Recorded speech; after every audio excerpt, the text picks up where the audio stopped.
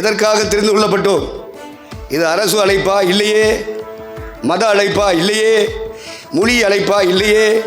ஜாதி சங்கத்தினுடைய அழைப்பா? இல்லையே. இந்த உலகத்தில் உள்ள வருமானத்துக்காக வேலைக்காக உள்ள அழைப்பா? இல்லை. இது அகிலாண்டத்தையும் படைத்த இறைவனுடைய அழைப்பு. இது பரலோக தேவனுடைய அழைப்பு. இது தெய்வீக அழைப்பு. ஆகணும். தேவனை அறிகிற அறிவுக்கு விரோதமாக, தெய்வ சித்தத்தை நிறைவேற்றுவதற்கு விரோதமாக எழும்புகிற எந்த தாட்சையும் எந்த எண்ணத்தையும் கிறிஸ்துவுக்கு சத்தியத்துக்கு கீழ்ப்படிய தைரியம் உள்ளவர்களாக நம்ம எழுப்பி நிற்கணும். கர்த்தருக்கு ஸ்தோத்திரம். நம்முடைய மரணத்திற்கு முன்பாக நம்மை உருவாக்கி கொள்ள வேண்டும். எது முன்போ தெரியாது. மரணமோ ஆண்டுடைய வருகையோ, ரெண்டில் எது முந்தினாலும் சரி, எல்லாவற்றுக்கும் தகுதியாக இருப்பதுதான் தேவனுடைய திருச்சபை. திருச்சபை நடத்தும் தலைவர்கள். இது ரெண்டுக்கும் ஆயத்தப்படுத்துவதுதான் உங்களுடைய வேலை, என்னுடைய வேலை. கர்த்தருக்கு மகிமை உண்டாகும். யார் ராஜா? சாத்தானிடத்தில் தோல்வி அடையாதவன் தான் ராஜா. இந்த உலக ஆசாபாசங்களுக்கும் சிற்றின்பங்களுக்கும் அடிமைப்படாதவன் ராஜா. அவர் தாழ்மைக்கு ராஜா, பொறுமைக்கு ராஜா, சகிப்புத்தன்மைக்கு ராஜா. அவர் மரியின் மேலும் மரியின் குட்டியின் மேலும் ஏறி வருகிறார். ராஜாதி ராஜா. எவன்டையும் கையெந்த விட மாட்டாரியா நம்ம அழைத்த ஆண்டவர். அவரே செய்வாரியா. உங்களுக்காக நான் யுத்தம் பண்ணுவேன் என்று சொன்னவர். நீங்கள் செய்த தவறுகள், குற்றங்கள், குறைகளுக்கு ஒரு இறைவனிடத்திலிருந்து ஒரு தண்டனை வருகிறது. அந்த தண்டனையை நான் ஏற்றுக்கொள்கிறேன் என்று சொல்லி வந்தவர் தான் நம்முடைய ஆண்டவர் இயேசு. அந்த தண்டனையில் இழந்து நிற்கிறாயோ, அவைகள் எல்லாம் மீட்டுக் கொள்ளும்படியாய், திருமணி பெற்றுக் கொள்ளும்படியாய் கர்த்தர் உன்னை நடத்தப் போகிறார். தேவனுக்கு மகிமை உண்டாகட்டும், உயிர் உண்டாகட்டும்.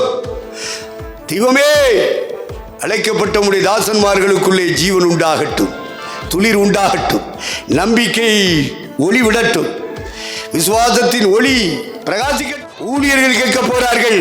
என்ன கேட்க போறாங்க? இந்த மேகம் என்னுடைய குமாரன், என்னுடைய குமாரத்தி, இவர்களுக்கு செவி கொடுங்கள் என்று கர்த்தர் பேச போகிறார். இந்த 2026 கர்த்தர் உனக்காய் எனக்காய் பேச போகிறார். அது உள்ளிலிருந்து கர்த்தர் பேச போறாரியா. இது நடக்கும். நடக்குமான்னு கேட்காத, நடக்கும்.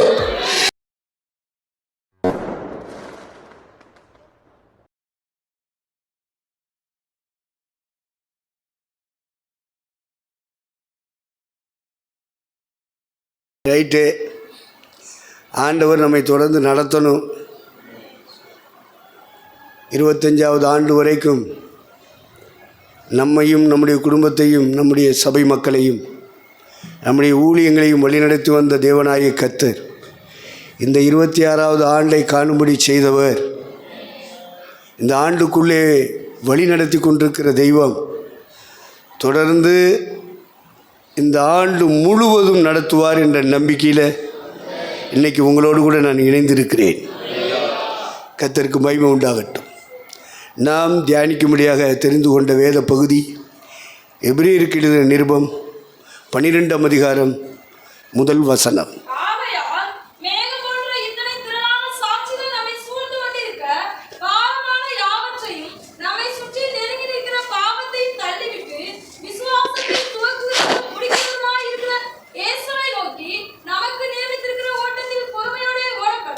தேவனுக்கு மகிமை உண்டாகட்டும். நமக்கு நியமித்திருக்கிற ஓட்டம். நாம் ஒவ்வொருவரும் இறைவனால் அழைக்கப்பட்டவர்கள், தெரிந்து கொள்ளப்பட்டவர்கள்.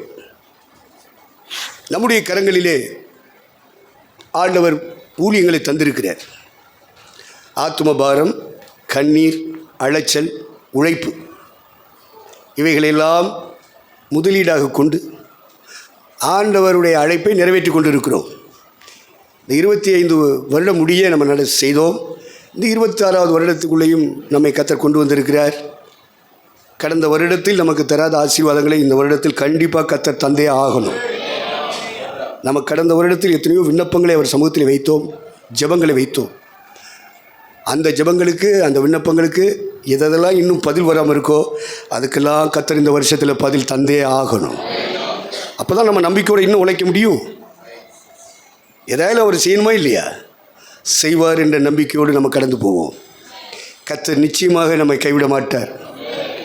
உருண்டு உருண்டு பிறண்டு பிறண்டு வந்து சேர்ந்துருக்கோம். இந்த வருஷத்தில் நம்ம எந்திரிச்சு நிற்க போகிறோம்.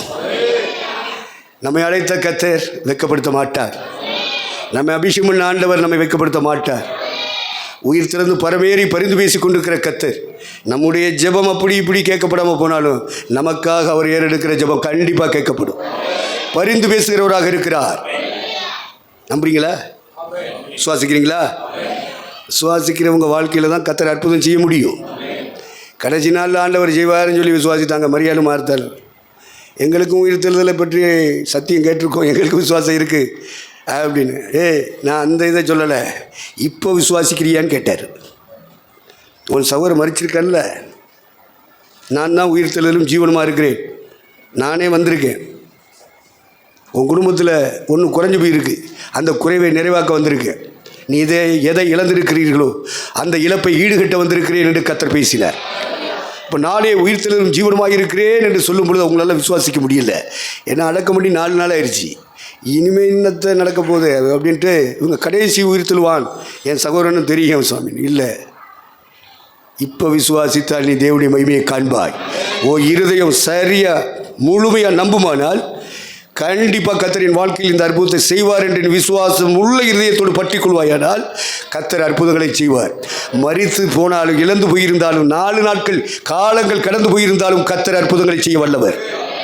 உயிர் உண்டாகும், ஜீவன் உண்டாகும், பலன் உண்டாகும், கர்த்தர் மகிமைப்படும்படியான அற்புதம் நடக்கும். தேவனுக்கு மகிமை உண்டாகட்டும். அதனால் இழந்துட்டோமே, காலமெல்லாம் கடந்து போயிருச்சே, இனி என்னத்தை நம்ம வாழ்க்கையில் அப்படின்லாம் நீ சோர்ந்து போக வேண்டாம் அப்படின்னு வாங்க வேண்டாம். கர்த்தர் பேசுகிறார், நானே உயிர் தெழுதலும் ஜீவனுமாய் இருக்கிறேன், இதை விசுவாசிக்கிறாயா? விசுவாசிக்கிறேன் ஆண்டவரே. நீ இருதயம் முழுமையாக ஒப்பு கொடுத்து சொல்லணும். அரையும் குறையுமா இருக்கக்கூடாது, அவிசுவாசமாக இருக்கக்கூடாது, வேவரிங் இருக்கக்கூடாது, ஆசிலேஷன் இருக்கக்கூடாது. நம்முடைய ஃபெய்த் உறுதியாக இருக்கணும். ஒரு உறுதிப்படுத்தப்பட்ட விசுவாசத்தோடு தான் நம்ம கன்ஃபஸ் பண்ணணும், அறிக்கை செய்யணும். அப்போ தான் கர்த்தருடைய கரம் நம்முடைய வாழ்க்கையில், நம்முடைய ஊழியத்தில், நம்முடைய சபையில் அற்புதங்களை நிகழ்த்த முடியும் என்று நம்முடைய கரத்தில் இருக்கிற வேதம் சொல்லுகிறது. கர்த்தருக்கு மகிமை உண்டாகட்டும். நியமிக்கப்பட்ட ஓட்டம்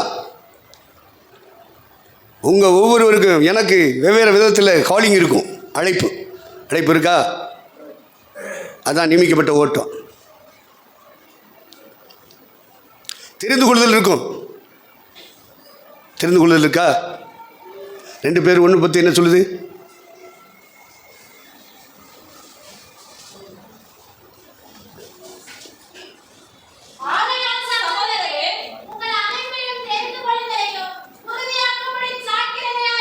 சரி, இது சுபாவ வளர்ச்சிக்காக சொல்லிக்கொண்டே வருவார், எழுதிக்கொண்டே வருவார்.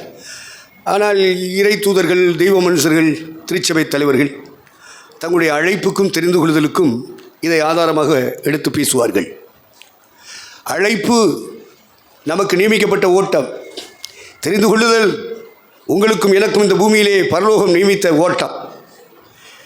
இதை உறுதிப்படுத்திக்கணும். ஏன்னா உறுதியை விட்டு விலகும்படியாக பிசாசு கிரியை செஞ்சுட்டே இருப்பான். அவனுக்கு வேலையே அதுதான். என்ன காரியத்துக்காக அழைக்கப்பட்டோம், எதற்காக தெரிந்து கொள்ளப்பட்டோம்? இது அரசு அழைப்பா? இல்லையே. மத அழைப்பா? இல்லையே. மொழி அழைப்பா? இல்லையே. ஜாதி சங்கத்தினுடைய அழைப்பா? இல்லையே. இந்த உலகத்தில் உள்ள வருமானத்துக்காக, வேலைக்காக உள்ள அழைப்பா? இல்லை. இது அகிலாண்டத்தையும் படைத்த இறைவனுடைய அழைப்பு, இது பரலோக தேவனுடைய அழைப்பு, இது தெய்வீக அழைப்பு. அதை நிறைவேற்றுவதற்கு நமக்கு பலன் இல்லை. ஆனால் பரலோகம் பரிசுத்த ஆவியினாலே நம்மை நிரப்புகிறது. அந்த பரிசுத்த ஆவியின் பலத்தினாலே நிரப்பப்படும் பொழுது நமக்குள்ளே ஒரு தைரியம் உண்டாகும், நம்முடைய நம்பிக்கை பலப்படுத்தப்படும், நம்முடைய விசுவாசம் பலப்படுத்தப்படும். அதுக்கு தான் அபிஷேகத்தை கொடுத்து கர்த்தர் நம்மை பலப்படுத்தி கொண்டிருக்கிறார். என்ன பலனியா? சரீரத்தில் உள்ள பலன் இல்லை, நம்முடைய ஆவியிலே உண்டாயிருக்கிற நம்பிக்கையிலே ஒரு பலன், நம்ம ஆவியிலே உண்டாயிருக்கிற விசுவாசத்திலே ஒரு பலன். அவர் தம்முடைய ஜனத்துக்கு பலன் அருளுவார். அந்த பலன் உண்டாயிருச்சுன்னா நம்ம சுற்றி எத்தனை பிரச்சனை இருந்தாலும் எல்லாம் சமாதானமாக தான் இருக்கும். நீயும் நானும் சமாதானமாக இருந்தோம்னா பிரச்சனைக்கு மத்தியில் அதெல்லாம் ஒரு பிரச்சனையே இல்லையான்னு சொல்லிட்டு போயிட்டே இருப்போம். இல்லைன்னா பிரச்சனைன்னு சொல்லிட்டு தான் இருப்போம். அழைப்பையும் தெரிந்து கொள்ளுதலையும் உறுதிப்படுத்தும்படி ஜாக்கிரதையாக இருங்கள். அப்போ உறுதியிலிருந்து விலக்கி கெடுக்கும்படியாக நாம் எதன் மேல் உறுதியாக இருக்கிறோமோ அந்த உறுதியிலிருந்து பிரிக்கும்படியாக, வலுவை செய்யும்படியாக, வலிக்கு விழும்படியாக செயல்படுத்துகிறவன் பிசாசானவன். நம்முடைய கண்ணுக்கு புலப்படாத அந்த தீய சக்தி, அந்தகார வல்லமை, அந்நிய வல்லமை உங்களையும் என்னையும் வலுவச் செய்யும்படியான சந்தர்ப்பங்களை, சூழ்நிலைகளை, ஆப்பர்ச்சுனிட்டியை உண்டாக்கிட்டே இருப்பான். நீங்களும் நானும் இந்த உறுதியில் இருந்து வழுவி விழுந்து விடாதபடிக்கு எச்சரிக்கையாக இருக்கணும். உங்களுக்கும் எனக்கும் ஒரு எதிரி நம்மை சுற்றி வந்து கொண்டே இருப்பான், சுழன்று கொண்டே இருப்பான். அந்த எதிர் வல்லமையை கீழ்ப்படுத்துவதற்கு நாம் திராணி அடைந்து கொள்ள வேண்டும். தீங்கு நாளிலே அவனை எதிர்த்து நிற்க திராணி உள்ளவர்களாகும்படிக்கு பரலோகம் தருகிற ஆயுத வர்க்கங்களிலே தரித்துக் கொள்ளுங்கள். மாம்சத்தோடு இரத்தத்தோடு மட்டுமல்ல நம்முடைய போராட்டம். அரசாங்க அதிகாரிகளோடு போராட்டம் இருக்கா? சட்டமன்றம் பாராளுமன்றத்தில் போடுற சட்டத்தில் போராட்டம் இருக்கா? கிறிஸ்தவர்களே இருக்கக்கூடாதுன்னு சொல்கிறாங்களா? இஸ்லாமிய நண்பர்களே இருக்கக்கூடாதுன்னு சொல்கிறாங்களா? நான் அழித்தே தீருவேன், ஒழித்தே தீருவேன், விரட்டியே தீருவேன், இதெல்லாம் சொல்கிறாரா? உங்கள் காதில் கேட்குதா?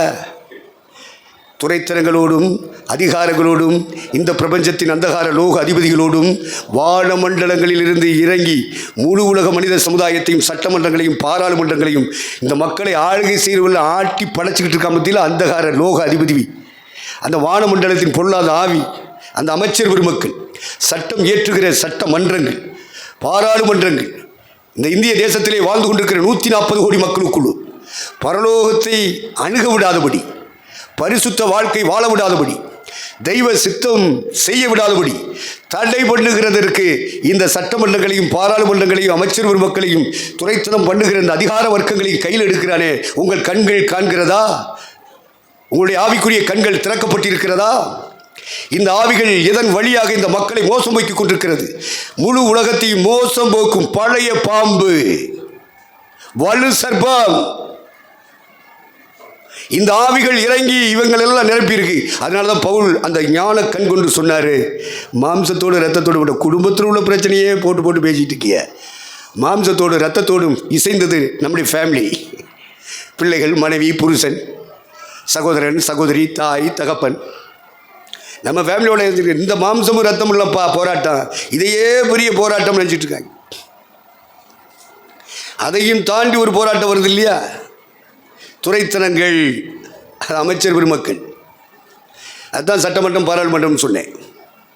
அதிகாரங்கள், ஐஏஎஸ் படித்தவன், ஐபிஎஸ் படித்தவன், ஐஎஃப்எஸ் படித்தவன், இவன் மூலமாகலாம் மக்களுக்கு போராட்டம் இருக்குது. என்ன போராட்டம்?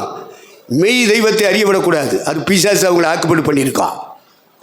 இந்த பிரபஞ்சத்தின் அந்தகார லோக அதிபதிகள், டாப் டம் பணக்காரங்க, நிறைய தொழிற்சாலைகள் உண்டாக்கி நிறைய வேலை வாய்ப்புகளை கொடுப்பானுங்க. இவங்களுக்காகவே சட்டம் போடுவான், சட்டம் இயற்றுவான். பாதுகாப்புத்துறை அமைச்சர்களும் எல்லாரும் சேர்ந்து அவங்க பக்கம்தான் சட்டம் இயற்றி அவங்களுக்கு ஏற்றபடி காரியங்களை செய்கிறாங்க. இப்போ பாம்பே பட்டணத்தில் நம்ம கிருபாசனம் இருக்கிற இடத்துக்கு பேர் தாராவி. அந்த பகுதி எல்லாமே தமிழ்நாடு மாதிரி தான். எல்லாம் சீட்டாக போட்டு அப்படியே விட குடிசை, ஆசிய கண்டத்திலேயே அதிகமான குடிசை வாழ் மக்கள் போல வாழ்ந்து கொண்டிருக்கிறார்கள் தமிழர்கள். அது மும்பை பட்டணத்தில் தாராவி பட்டணம் அப்படிப்பட்டது. அதையெல்லாம் இடிச்சிட்டு வீடு கட்டணும், இவங்களை எல்லாம் வெளியில் இன்னொரு இடத்துக்கு கொண்டு போயிடணும், சுட்டு பண்ணிடணும். அந்த பொறுப்பை சாதாரண வீடில் இவ்வளோண்டு இடந்தேன், இதில் ஒரு குடும்பம் குடியிருக்கும், இதுக்கு மேலே ஒரு ஏணி மாதிரி இப்படி வச்சு சின்னதாக இருக்கும், அதுக்கு மேலே ஒரு குடும்பம், அதுக்கு மேலே ஒரு குடும்பம், ஒரு இடத்துல ஒரு 150 அடி 160 அடிக்குள்ளே இருக்கிற அந்த அது ஒரு வீடு. இது மாதிரி 3 வீடு 4 வீடு எல்லாம் குடிசை வாழ்பகுதி மாதிரி வாழ்ந்துட்டுருப்பாங்க. அதையெல்லாம் இடித்து தவதிட்டு எல்லாத்தையும் தூரப்படுத்திட்டு அந்த மக்கள் எல்லாம் வெளியே கொண்டு போயிட்டு அரசாங்கம் வீடு கட்டி தரும்னு சொல்லி அந்த இடத்த பூரா ஆக்குப்பட்டு அதானி கையில் கொடுத்துட்டாங்க. அந்த ஆள் பொறுப்பில் கொடுக்கும்போது அதில் எவ்வளோ ஆட்டை போட முடியுமோ அவ்வளோ ஆட்டை போடுவான். இதுக்கு தான் பாராளுமன்றத்தில் தான் அவங்க இருக்காங்க. அது அவங்க அழைப்பு. திருச்சபைக்கு போராட்டம் இவர்கள் வழியாக இருக்கிறது என்பதை கண் திறந்து பார்க்கணும். குருடியா காலங்களை வீணாக்கி விடக்கூடாது. திருச்சபை மக்கள், திருச்சபை நடத்தும் தலைவர்கள் யாரோடலாம் மோதணும்னு சொல்லியிருக்கு இல்லையா? எபேசியர் 6:12.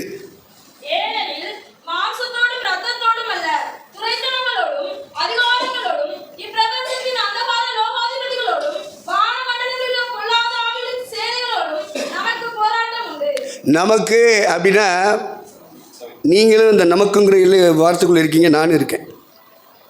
யாருக்கோன்னு நினச்சிடக்கூடாதுல்ல. நமக்குன்னு சொன்னால் சபைக்குள்ளே கொண்டு வரப்பட்டவர்கள், கிறிஸ்துக்குள்ளே கொண்டு வரப்பட்டவர்களைத்தான் நமக்கு என்ற வார்த்தை குறிக்கிறது. நம்ம பிறக்கிறதுக்கு முன்னாடியே அந்த வேடை ஆவியானவர் போட்டுட்டார். அதுக்குள்ளே நீங்கள் நானும் இருக்கோம். போராட்டம் இருக்கியா? யுத்த காலம் இருக்குது. இது ஆவியின்படி யுத்தம். எங்களுடைய போராயுதங்கள் மாம்சத்துக்கு ஏற்றவைகளாக இராமல் அரண்களை நிர்மூலமாக்குறதற்கு ஏற்றவைகளாக இருக்கிறது. நம்ம ஆவிக்குரியவர்கள், நம்ம ஆவியினாலே நிரப்பப்பட்டவர்கள், அந்நிய பாஷையின் வழியாக இறைவனோடு நெருங்குகிறவர்கள், அகிலாண்டத்தையும் படைத்த இறைவனுடைய பிள்ளைகளாக இருந்து வளர்ந்து வளர்ந்து அவருடைய சரீரமாக கட்டி எழுப்பப்பட்டவர்கள், மனைவியாக மனவாட்டியாக மாறப்போகிறவர்கள். அந்த ஸ்டேட்டஸ் நமக்கு உயர்வு வைக்கப்பட்டிருக்கிறது. நம்ம வளரணும். பைபிளை வாய்ச்சா போதாது, பிரசங்கம் கேட்டால் போதாது, வாழ்க்கையில் கொண்டு வந்தே ஆகணும். வேறு வழியே இல்லை. அதனால் தீங்கு நாளில் அவைகளை எதிர்த்து நிற்க திராணி உள்ளவர்களாகும்படிக்கு பரிசுத்த ஆவியானவர் தருகிற ஆயுத வர்க்கங்களை தரித்துக் கொள்ளுங்கள். பொல்லாங்கன் எய்யும் அக்னி அஸ்திரங்களை அவித்து போடணும். அதுக்கு நம்முடைய விசுவாசத்தில் பலன் வேணும், நம்பிக்கையில் பலன் வேணும். கடைசியாக சகோதரரே, கர்த்தரிலும் கர்த்தரின் சத்துவத்தின் வல்லமையிலும் பலப்படுங்கள். பலன் இல்லாமல் முடியாதியா? பேசிட்டு போவோம் அரசியல் மாதிரி. காலமுறம் போயிடுச்சு. அது 25ஓடு நிற்கட்டும். 26 கொஞ்சம் திருத்தி செய்வோமா வேண்டாமா? சொல்லுங்க. பசி எடுத்துருச்சோ? உங்களை பார்த்தா அப்படித்தான் தெரியுது. கர்த்தருக்கு ஸ்தோத்திரம். பசித்தாலும் அப்படித்தான், பசிக்காவிட்டாலும் அப்படித்தான். இதுதான் சத்தியம். நாம் தியானிக்கிறது, சிந்திக்கிறது நமக்காக எழுதப்பட்ட சத்தியம். சிந்திச்சு தான் ஆகணும். தலைவர்கள் ஏதோ 50 பேர் வந்தேன், 100 பேர் வந்தேன், 500 பேர் வந்தேன், ஏதோ கொட்டடிச்சோம், பாட்டு பாடணும், ஒருத்த பிரசங்கத்தை பண்ணணும், அதுக்கு கொடுக்குற காணிக்கையில் வாங்கினா ஏதோ வண்டி ஓடுதியா அப்படிலாம் சொல்லக்கூடாது. யுத்த வீராங்கனைகளாக எழும்பி நிற்கணும். எதிர்த்து நிற்க திராணி உள்ளவர்களாக இருக்கணும். அந்த 26 அந்த இடத்தை நம்ம எட்டி பிடிச்சே ஆகணும். அதற்கு உதவி செய்கிறவர் தான் பரிசுத்த ஆவியானவர். கர்த்தரிலும் அவருடைய சத்துவத்தின் வல்லமையிலும் பலப்படுங்கள். என் குமாரனாகிய தீமோத்தேயுவே, கிருபையில் பலப்படு, வல்லமையில் பலப்படு, பரிசுத்த ஆவியில் பலப்படு. உனக்கென்று உன் கரத்தில் கொடுக்கப்பட்ட வேத வாக்கியங்களிலே, அதற்குள் மறைந்திருக்கிற அந்த மகத்துவத்திலே, ரகசியத்திலே, ஞான அர்த்தத்திலே, மறைபொருளிலே பலப்படு. பலன் அடைஞ்சால் தான் நமக்கு விரோதமாய் வருகிற ஒரு தீய சக்தி அது எப்போ வரும்னு நமக்கு தெரியாது. எப்போ வந்தாலும் எதிர்த்து நிற்க திராணி அடைஞ்சிருக்கணும். அதுக்காக பரலோகம் உனக்கும் எனக்கும் சப்ளை பண்ணுது. ஆயுத வர்க்கங்கள், ஆவியின் வரங்கள், ஆவியானவருடைய நிறைவு, ஆவியானவர் தருகிற கனிகள், இதையெல்லாம் நம்ம பெற்று நம்ம சாகிற வரைக்கும் ஓடிக்கிட்டே இருக்கணும். போதாது, நம்ம கூட இருக்காங்கல்ல சபை மக்கள், இவங்களையும் இழுத்துக்கிட்டே போகணும், நம்முடைய குடும்பத்தையும் இழுத்துக்கிட்டே போகணும். அதுக்குரிய திராணியை நம்ம பெற்றே ஆகணும். இதுக்காகத்தான் நம்ம மந்த்லி ஒரு முறை கூடி வருகிறோம். ஏதோ ஒரு கூட்டம் வச்சுருக்காங்க, போவாயா தலையிடுவாங்க, நத்தியாக சொல்லுவாங்க, சொல்லிட்டு போட்டு ஒரு நாள் அப்படி பாஸ் பண்ணிவிட்டு அப்படியே ராம்நாட்டை சுற்றி பார்த்துட்டு வருவோம் அப்படின்னு வந்தால் விளங்காது. காலம்பூரா வீணாக போச்சு. அந்த மன எண்ணங்களில் இருந்து மனம் திரும்பி ஆகணும்.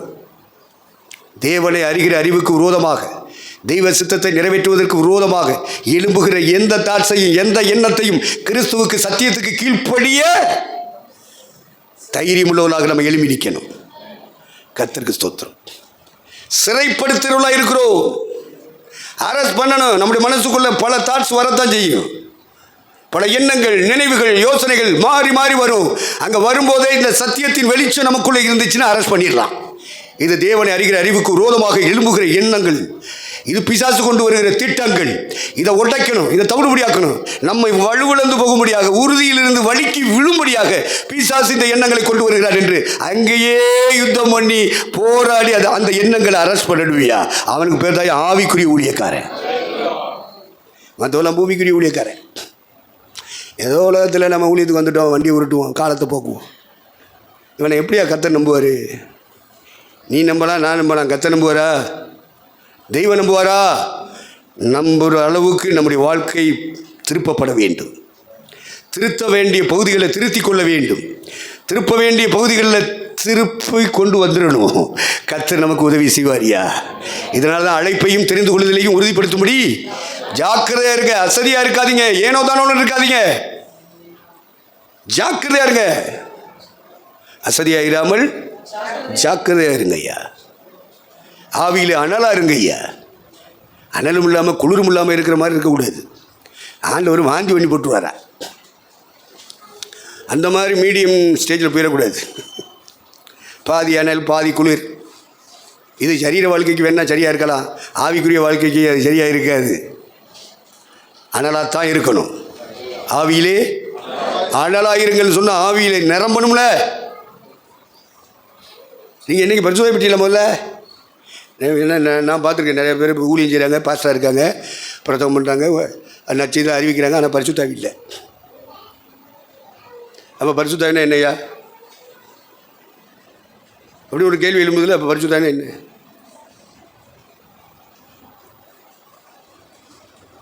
பரிசுத்தாவி நம்முடைய ஆவிக்குள்ளே இறங்கினா தாயே ஆவியில் ஒரு அனல் உண்டாகும்.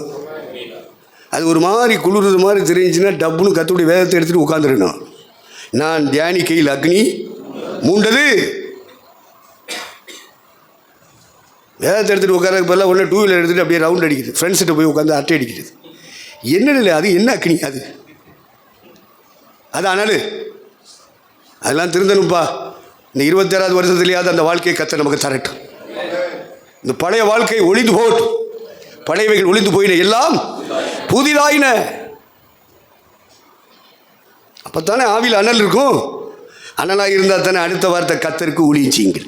அசதியாக இராமல் ஜாக்கிரதையாக இருங்கள், ஆவியிலே அனலாயிருங்கள். கர்த்தருக்கு தெய்வத்துக்கு ஊழியம் செய்யணும்னா நம்ம ஆவியில் ஒரு அனல் வேணுயா.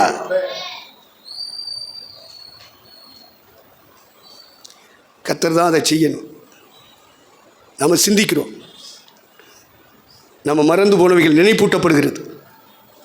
நமக்கு தெரியும், நம்ம அந்த வசனங்களை பிரசங்கம் பண்ணுகிறோம். ஆனால் பேதுரு சொல்லுவான், நீங்கள் சத்தியத்தை அறிந்திருந்தாலும் அறிந்த சத்தியத்தில் உறுதியாக இருந்தாலும் இந்த கூடாரத்தை விட்டு போகும் அளவும் உங்களுக்கு நான் நினைப்பூட்ட அசதியாகிறேன். இப்போ நினைப்பூட்டிகிட்டே இருக்கணும். அதுக்கு தான் மந்த்லி கூடுறது, நம்ம ஐக்கியப்படுறது. ஏதோ ஒரு பாட்டை பாடிட்டு ஒரு வச்சு பிரசங்கத்தை கேட்டு போகிறதுக்கு இல்லை. என்ன அங்கே போனால் என்ன நம்மளை பயன்படுத்துகிறாங்களா? பயன்படுத்த மாட்டேங்கிறேன், அப்புறம் ஏன் போகணும்? இதுதான் சாத்தான் தந்திரமாக நம்மளை வலுவ வைக்கிறது. ஐக்கியத்தின் பலன் இல்லாமல் ஆவியின் நிறைவு சரியாகாது.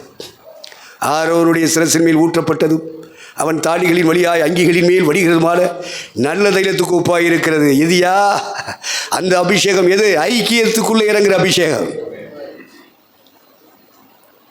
சகோதரர் ஒருமித்து வாசம் பண்ணுவது எத்தனை இன்பமும் நன்மையுமாக இருக்கிறது. அது ஆரோனுடைய சிரசின் மேல் தலையின் மேல் ஊற்றப்பட்டு வடிகிற நல்ல தைலத்துக்கு ஒப்பாக இருக்கிறது. அங்கே இறங்குது பாரு அபிஷேகம். அதில் தான் புதிய ஏற்பாட்டு சபை கட்டப்படும்.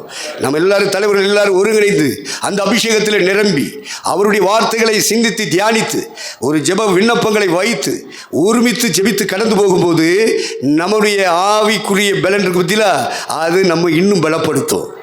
ஆவியில் பலன் உண்டாகும். தனித்தனியாக இண்டிபெண்டாக இருந்துட்டு கூடாது. கூடி ஜெபிக்கிற நேரத்தில் கூடி ஜெபிக்கணும், கூடி ஆராதிக்கிற நேரத்தில் கூடி ஆராதிக்கணும். அதுதான் ஐக்கியம். சகோதரர் ஒருமிக்கிற இடம். அவர்கள் எல்லாரும் ஒருமனப்பட்டு ஓரிடத்தில் வந்திருந்தார்கள். அப்பொழுது பலத்த இடி முழக்கு போல பரலோகம் திறந்தது. திறந்து பலத்த காற்றடிக்கிறது போல அடித்தது. அடுத்து பார்த்தா அக்னி போல பரிசுத்தாவி இறங்கி எல்லாருடைய நாக்குகளை அரெஸ்ட் பண்ணிட்டாரு. ஆவியானவர் தந்தலிலே வரத்தின்படி வெவ்வேறு பாசைகளிலே பேசினார்கள். 120 பேரும் ஒவ்வொரு பாசைகளிலே பேசிக் கொண்டிருக்கிறார்கள். இந்த அற்புதமான ஒரு கிரியையை இந்த பூலோகத்திலே நடப்பிக்கிறது பரிசுத்த ஆவியானவர். சகோதரரே, கர்த்தரிலும் அவருடைய சத்துவத்தின் வல்லமையிலும் பலப்படுங்கள், பலப்படுங்கள். நம்ம ஆவியில் ஒரு தட்டி விட வேண்டாமா? நம்முடைய ஆவியின் மனிதனை, அந்த ஆவியின் மனிதனுக்கு ஒரு உணர்வு வேண்டாமா? என்ன நம்ம சீஎஸ் கிறிஸ்தவனா இல்லை கத்தோலிக்க கிறிஸ்தவனா? அது வேண்டான்னு சொல்லி தானே இங்கே வந்திருக்கோம். முழுக்க ஞானசாரம் எடுத்துட்டு இங்கே வந்துட்டு தூங்கிக்கிட்டு இருந்தீங்கன்னா நீ எப்படி அனலாக இருப்ப?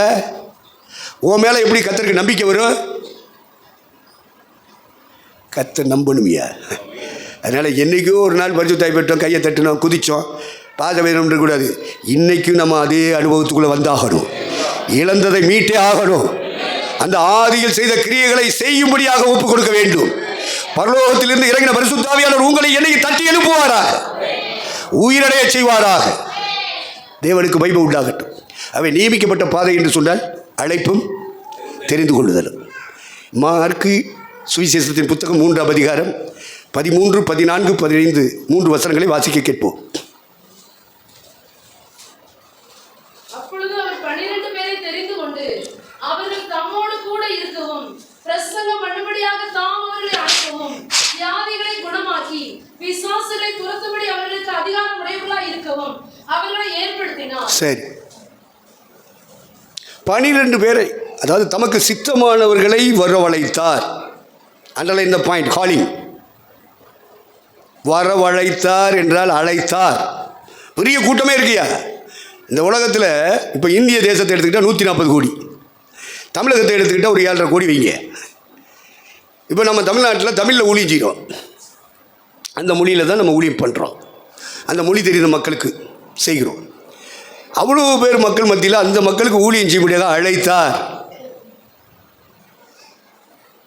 அழைப்பு வேணும், வரவழைத்தார். இதை கன்ஃபார்ம் பண்ணணும், அழைக்கப்பட்டதை. அடுத்து அதில் 12 பேரை தெரிந்து கொண்டு, அப்போ தெரிந்து கொண்டார். அப்போ அகிலாண்டத்தையும் படைத்த இறைவன் ஊழியம் செய்வதற்கு அழைக்கிறார். இரண்டாவது தேர்ந்தெடுக்கிறார். எம்ப்ளாய்மெண்ட் ஆஃபீஸில் பதிவு பண்ணி வைக்கிறோம். அவன் கால்பார் பண்ணுவான். இந்த கால்பார் வந்து அழைப்பு, வாங்க உங்களுக்கு வேலை இருக்குது அப்படின்னு. அங்கே போன பிறகு என்ன வேலை என்பதை பிரிச்சுடுவான். அதான் தெரிந்து கொள்ளுதல். இப்போ ஆவிக்குரிய மண்டலத்தில், ஆவிக்குரிய ராஜ்யத்தில் அழைக்கப்பட்டவர்கள் வரும்போது என்ன வேலைக்கு அழைச்சாரு? அப்போஸ்தலனாகவா, தீர்க்கதரிசியாகவா, சுவிசேஷகனாகவா, மேய்ப்பனாகவா, போதகனாகவா, கண்காணியாகவா, உதவி அசிஸ்டன்ட் பாஸ்டர், அசிஸ்டன்ட் ஊழியக்காரியாகவா, எப்படி அழைச்சாரு?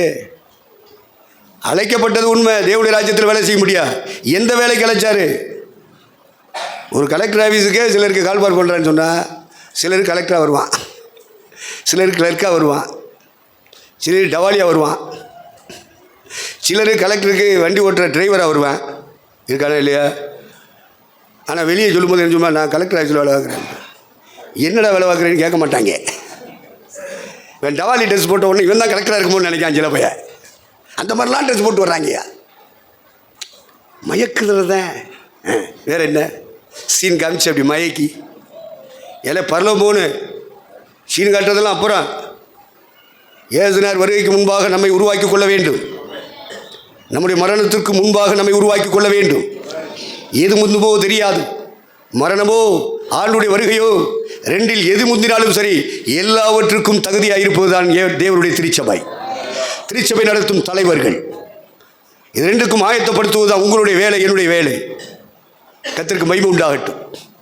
உலகத்தில் இருக்கிறவங்களுக்கு அந்த வேலையெல்லாம் கிடையாது. ஆனால் உங்களுக்கும் எனக்கும் அந்த வேலை. அந்த வேலை செய்கிறதுக்கு ஆண்டவர் அழைக்கிறார். முதல் பாயிண்ட். செகண்ட் பாயிண்ட், தெரிந்து கொள்கிறார். என்ன வேலை? சிலரை அப்போஸ்தலராக அழைத்திருப்பார், சிலரை தீர்க்கதரிசிகளாக அழைத்திருப்பார், சிலரை சுவிசேஷகர்களாக அழைத்திருப்பார், சிலரை மெய்ப்பராக அழைத்திருப்பார், சிலரை போதகராக அழைத்திருப்பார். அதில் ஒரு குழப்பம். என்ன குழப்பம்? சிலரைன்னு சொல்லியிருக்கு. இதில் சிலரைன்னு சொல்லலை. அதில் மெய்ப்பனும் போதகனும் ஒன்று தான் சொல்லிட்டு போட்டோம். போதக ஊழியங்கிறது தனி ட்ராக்கு, பாஸ்டர் மினிஸ்ட்ரிங்கிறது தனி ட்ராக்கு, எவாஞ்சலிஸ்ட்டுங்கிறது தனி ட்ராக், தீர்க்கதரிசி ப்ராப்பர்ட் அது தனி ட்ராக், அப்போஸ்தலன் அது தனி ட்ராக். நமக்கு நியமிக்கப்பட்ட ஓட்டத்தில் ஓடக்கடவோம். இப்போ நமக்கு நியமித்த ஓட்டம் தெரியும் மூலம் கன்ஃபார்ம் பண்ணணுமா இல்லையா? ஓடுகிறவர்கள் எல்லாரும் ஓடுவாங்க. அதனால் நானும் சேர்ந்து ஓடுறேன்னு ஓடினா என்னையா அர்த்தம்? பூமியில் ஒரே ஒரு வாழ்க்கை தான்யா, இழந்துடாதீங்க. கேர்லெஸ்ஸாக இருக்கக்கூடாதுன்னு தான் சொல்கிறான் பவுல். அசதி ஆயிராமல் ஜாக்கிரதையாரு. உன் சிந்தனை ஓட்டங்களில் எப்பவும் இதுதான் தாட்ஸாக இருக்கணும். வேறு என்னத்தையாவது பிளான் பண்ணிக்கிட்டு என்னத்தையாவது சிந்திச்சுக்கிட்டு ஓடினா காலம்புற வீணாயிடும். வேஸ்ட் பண்ணிடாத. நாட்கள் பொல்லாதவைகளானதால் காலத்தை பிரயோஜனப்படுத்திக் கொள்ளுங்கள். ஒவ்வொரு நாளும் நமக்கு இன்பமானது, மகிமையானது. இழந்துடாதீங்க. என்ன செய்யணுமோ கர்த்தருக்கு அதை செய்து முடிச்சிருங்க. வாலிபர்களாக வந்தவர்கள் வாலிப காலம் முடிகிறதுக்கு முன்னாடி அதை செஞ்சு முடிச்சிரு. அடுத்த பருவத்தை நீ எட்டும் போது அந்த பருவத்தில் என்ன செய்யணுமோ அந்த பருவத்தில் செஞ்சு முடிச்சிரு. கணவனாக, மனைவியாக, குடும்பமாக ஊழியங்களை செய்யும்படியாக கர்த்தர் அழைத்திருக்கிறார், தெரிந்தெடுத்திருக்கிறார்.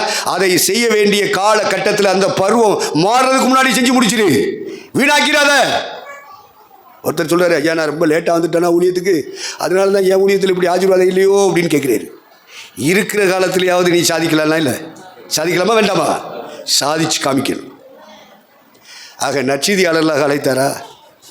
வெறும் பாடகராக அழைத்தாரா? பைபிள் உண்மையனாக அழைத்தாரா? எதுக்காக தெரிந்தெடுத்த? இதை உறுதிப்படுத்துங்க ஐயா.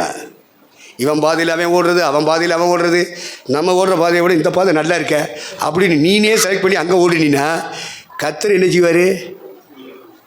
அவனை எதுக்காக அழைச்சோம்? எந்த வேலை செய்கிறதுக்கு அழைச்சோம்? அவன் என்ன பண்ணிகிட்டு இருக்கான்? என்னமோ பண்ணுறாங்கல்ல சுவாமி, மன்னிச்சாவது நடத்திருங்க. இப்படி தான் ஜெபிக்க வேண்டியிருக்கு. வேறு என்ன செய்ய? ஆகவே உங்கள் அழைப்பையும் தெரிந்து கொள்வதையும் கன்ஃபார்ம் பண்ணுங்க, உறுதிப்படுத்துங்கள். அதில் ஜாக்கிரதையாக இருங்க. காலம் பூரா வீணாகுது. உலகத்தில் உள்ள மக்களை போல, குடும்பத்தை போல நடத்துறதுக்கல்ல நம்மை கர்த்தர் அழைத்தது. அந்த குடும்ப வாழ்க்கை வேறு, அவர்களுடைய வருமான வாழ்க்கை வேறு, உங்களுடைய என்னுடைய குடும்ப வாழ்க்கையே வேறு. இது பரிசுத்த ஆவியானவர் ஒரு ஆண்டு நடத்துகிற வாழ்க்கை. நாம செய்கிறது பணத்துக்காக, காசுக்காக அல்ல, பரலோகத்தின் தேவனுக்காக, சிலுவையில் அறையப்பட்ட தேவ ஆட்டுக்குட்டியின் நாம மகிமைக்காக, அவர் எழுதி கொடுத்த வேத சத்தியங்களுக்காக. அதை விட்டுட்டு உலக மனுஷன் மாதிரி அபிஷேகம் பண்ணப்பட்ட கிறிஸ்தவம் இருக்கக்கூடாது. வித்தியாசமாக வாழ்ந்து காமிக்கணும், ப்ரூவ் பண்ணி ஆகணும். ஏதோ 10 பேர் வந்துட்டு 50 பேர் வந்துட்டு ஒரு பாட்டை பாடுவோம், ஒரு பிரசாதம் பண்ணுவோம், இப்படியே போயிடாத. உன்னை குறித்த தேவ சித்தமே வேறு. அதை நீ இன்னைக்கு கன்ஃபார்ம் பண்ணி ஆகணும். ஒன்றை உறுதிப்படுத்தி தான் போகணும். எல்லாரும் குடும்பம் நடத்துகிறேன், நான் குடும்பம் நடத்துகிறேன், இல்லை நடத்துறது இல்லை. ஆவியானவர்கள் ஆளப்பட்டு என் குடும்பம் நடக்குதுன்னு சொல்லணும். சொல்லுவியா? சொல்லுவியா? இன்னும் தூங்கிக்கிட்டு இருக்க? ஏடா தூங்கிட்டு நான் உயிரை கொடுத்து கத்திக்கிட்டு இருக்கேன் அப்படி. ஆமாம், மகாராஜா மெகா தொடர் பார்க்குறவங்க அப்படி தான் இருப்பானுங்க. கர்த்தருக்கு சோத்திரம் சொல்லணுயா. நம்ம சபை மக்களையும் சொல்ல வைக்கணும்.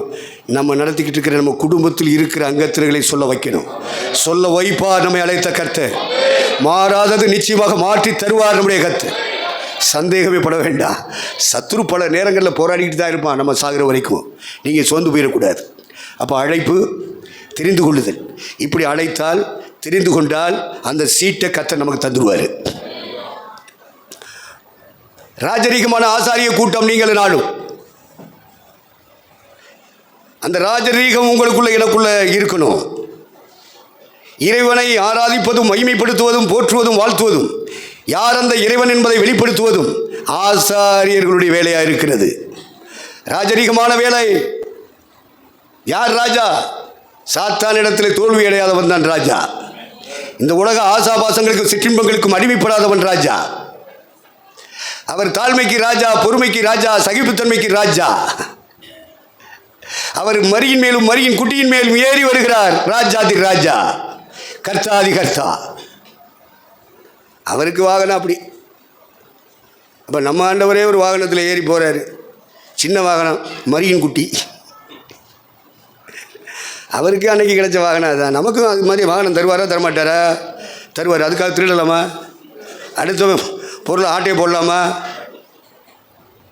வேண்டாம். நம்மை அழைத்த ஆண்டவர், நமக்கு இந்த வேலைன்னு சொல்லி கொடுத்த ஆண்டவர், அந்த வேலையை செய்வதற்கு என்னெல்லாம் வேணுமோ அதை அவரே சப்ளை பண்ணுவாரியா. அதான் ஃபெய்த்து. அதுக்கு பேர் தான் விசுவாசம். பரிசுத்த ஆவியானவர் உங்களுக்குள்ளே அந்த விசுவாச ஆவியை தட்டி எழுப்பி விடுவாராக. அந்த நம்பிக்கையின் பலத்தை தட்டி எழுப்புவாராக. உலகத்தான போலல்ல நீங்களும் நானும். நம்ம இறைவனால் அழைக்கப்பட்டவர்கள், அரசாங்கத்தினால் அல்ல. உலகத்தில் பெரிய முதலாளி எல்லாம் தொழிலாளியாக இருக்கிறதுக்கு கூப்பிடுவான் வேலைக்கு. அப்படி வந்தவங்க இல்லைப்பா. நம்ம தெய்வ சேவை செய்கிறதுக்கு, இறை சேவை செய்வதற்காக நம்மை அர்ப்பணித்து நம்ம வந்து நிற்கிறோம். அப்போ அந்த வேலையை செய்து முடிப்பதற்குரிய சகல ஆயுதங்களையும் ஆசீர்வாதங்களையும் தர வேண்டியது அவருடைய பொறுப்பு. குடும்பத்தை தந்தவர், ஊழியத்தை தந்தவர், சபையை தந்தவர், பிள்ளைகளுக்கு ஒரு எதிர்காலத்தை நியமித்திருக்கிறவர், சகலத்தையும் தந்து நம்மை ஆசீர்வதிப்பாரியா. அழைத்தவர் உண்மையுள்ளவர். அது நம்ம வாழ்க்கையில் பலிக்கணும். இந்த ஆண்டவரை நம்பி வந்தேன், என்னை கைவிடலை, கோலும் தடிமத்தம் போனேன். இப்போ 2 பரிவாரங்களை விட ஆனேன்னு ஒரு சாட்சி கொடுத்தானா இல்லையா? கொடுத்தானா இல்லையா? அவன் கொடுத்தான், நீங்கள் நானும் கொடுக்கணுமா வேண்டாமா? ஐயா நீங்கள் ஏதாவது தாங்க அப்படின்னு கேட்டால் இப்படி ஒன்றே ஓத்துறோம். எவன்ட்டையும் கையெந்த விட மாட்டாரியா நம்ம அழைத்த ஆண்டவர். அவரே செய்வாரியா. உங்களுக்காக நான் யுத்தம் பண்ணுவேன் என்று சொன்னவர். நீங்கள் செய்த தவறுகள், குற்றங்கள், குறைகளுக்கு ஒரு இறைவனிடத்திலிருந்து ஒரு தண்டனை வருகிறது. அந்த தண்டனையை நான் ஏற்றுக்கொள்கிறேன் என்று சொல்லி வந்தவர் தான் நம்முடைய ஆண்டவர் இயேசு. அந்த தண்டனையிலிருந்து நம்மை விடுவித்தவர், ரட்சித்தவர் ஆண்டவர் இயேசு இல்லையா? அவர் தானே நம்மை அழைத்திருக்கிறார். தன் ஜீவனையே கொடுத்தவர் மற்ற எல்லாவற்றையும் அருளாதிருப்பது எப்படி? கண்டிப்பாக நம்முடைய குடும்பத்தின் தேவைகளை அவர் சந்திக்கத்தான் போகிறார். நம்முடைய வாழ்க்கையில் குடும்பத்தில் இருக்கிற குறைவுகளை நீக்கி ஒரு பெரிய மாற்றத்தை தரத்தான் போகிறார். நம்முடைய சரீரத்திலே சில பலவீனங்கள், சுகவீனங்கள் மாறி மாறி தாக்குனாலும் சரி, அந்த சுகவீனத்துக்கு மரணடி கொடுக்கிறவர் தான் நம்மை அழைத்த கர்த்தர். ஆகவே நம்முடைய அழைப்பையும் தெரிந்து கொள்வதை உறுதிப்படுத்தி கொண்டு நாம் போக வேண்டும். கர்த்தருக்கு மகிமை உண்டாகட்டும். இதான் நமக்கு நியமிக்கப்பட்ட பாதை. அப்போ ஏன் தர்றாரு அப்படின்னா, இப்படி அழைச்சி அடுத்து சொன்னார், பிசாசுகளை துரத்தணும், வியாதிகளை நீக்கிற இடத்துக்கு வரணும். இது 2ஐயும் கத்த தர்றாரியா. அழைப்பையும் தெரிந்து கொள்வதையும் பெற்றுக்கொண்ட இறை தூதர்களை, திருச்சபை தலைவர்களை பரலோகம் தம்முடைய அதிகாரத்தினால் நிரப்புகிறது, தம்முடைய வல்லமையினால் நிரப்புகிறது. எதற்காக வல்லமையை தருகிறது? வியாதியஸ்தர்கள், நோயுள்ளவர்கள் இவர்களை சந்தித்து ஜெபிக்கும் பொழுது, என்னை ஜெபம் பண்ணி கொடுக்கும்போது அதில் ஒரு பெரிய மாற்றத்தை கத்த நமக்கு தருகிறார். 10 பேருக்கு ஜெபம் பண்ணால் ஒரு 2 பேரையாவது கத்த சோமாக்கு வரியா? கண்டிப்பாக சோமாக்கு வரியா? அந்த வல்லமையை உங்களை அழைத்திருந்தால், உங்களை அபிஷேகம் பண்ணியிருந்தால், உங்களை தெரிந்தெடுத்திருந்தால் கண்டிப்பாக அந்த வல்லமையை உங்கள் மேலே இறக்க பண்ணுவார். இந்த அப்போஸ்தலர் குரூப் 12 பேரை தெரிந்து கொண்டார். சுகமாக்கும் வல்லமையை அவர்கள் மேல் அமர பண்ணினார். அடுத்து போகிற இடங்களில் பிசாசு போராட்டம் இருக்குது. காற்று, கருப்பு, பில்லி சூனியம், மாந்திரிகம், மந்திரவாதம், இப்படியெல்லாம் கண்ணுக்கு புலப்படாத தீய சக்திகள் மக்களை போட்டு ஆட்டி படைக்குது. அங்கெல்லாம் குறிகாரனை வச்சு பார்க்குறானுங்க, குடங்கி வச்சு பார்க்குறானுங்க. அந்த ஜோசியம், இந்த ஜோசியம், எல்லா ஜோசியும் பார்க்குறேன். கடைசியில் இப்போ கம்ப்யூட்டர் வந்திருக்கு, கம்ப்யூட்டர் ஜோசியும் பார்க்குறேன். எலி ஜோசியம், கிளி ஜோசியம், கை ரேக ஜோசியம், எல்லா ஜோசியும் பார்த்தாலும் சுகமாக பார்த்த சில வியாதிகள் இருக்குது. காரணம் என்ன தெரியுமா? அது அசுத்தாவினால் வருகிற வியாதிகள். இந்த வியாதிகளை நீக்குவதற்கும், அந்த ஆவிகளின் போராட்டத்தில் சிக்கியிருக்கிற ஆன்மாக்களை மீட்டெடுப்பதற்கும் உங்களுக்கும் எனக்கும் அவைகளின் மேல் ஒரு அதிகாரம் வேண்டும் என்பதற்காக பரலோகம் இந்த 12 பேரை அழைத்து தெரிந்தெடுத்து அபிஷேகத்தினால் நிரப்புகிறது, அதிகாரப்படுத்துகிறது. இந்த போக்குவரத்தில் நிப்பாய் பற்றியில் பெரிய 2 வீலரு 4 வீலரு எல்லாம் போய்கிட்டு வந்துக்கிட்டு இருக்கும். அவன் நிற்கிறவன் சில ஆளை பார்த்தீங்கன்னா ஸ்டவுட் பாடியாக இருக்காது, ஜம்பாவன் மாதிரிலாம் நிற்க மாட்டான். சில ஆளை பார்த்தா ஊதுனா விழுந்துருப்பேன், இப்படி நிற்பேன். அவன் வருவான், பயங்கரமாக லோடு ஏற்றிக்கிட்டு வந்துக்கிட்டு இருப்பான் பாருங்க. அவனால் அவன் எவ்வளோ ஸ்பீடாக வந்தாலும் நின்றுவேன், நிற்பானே நிற்க மாட்டானே. போக்குவரத்து துறையில் வச்சுருக்காங்க இல்லையா போலீஸ் பீட் மாதிரி, டோல்கேட்டு, அதில் நிற்பான் பாருங்க ஒருத்தன். எவ்வளோ பெரிய ஸ்பீடாக வந்தாலும் சரி, எவ்வளோ பெரிய லோடில் வந்தாலும் சரி, இவன் ஃபூல் ஊதுற மாதிரி இருந்தாலும் அப்படிமா அவ்வளோ போய் நிற்பான்ல, வரிசையாக ஜாமாய் நிற்கிறானா இல்லையா? அந்த அதிகாரம் அவனுக்கு கொடுத்தது யார்? அரசாங்கம்.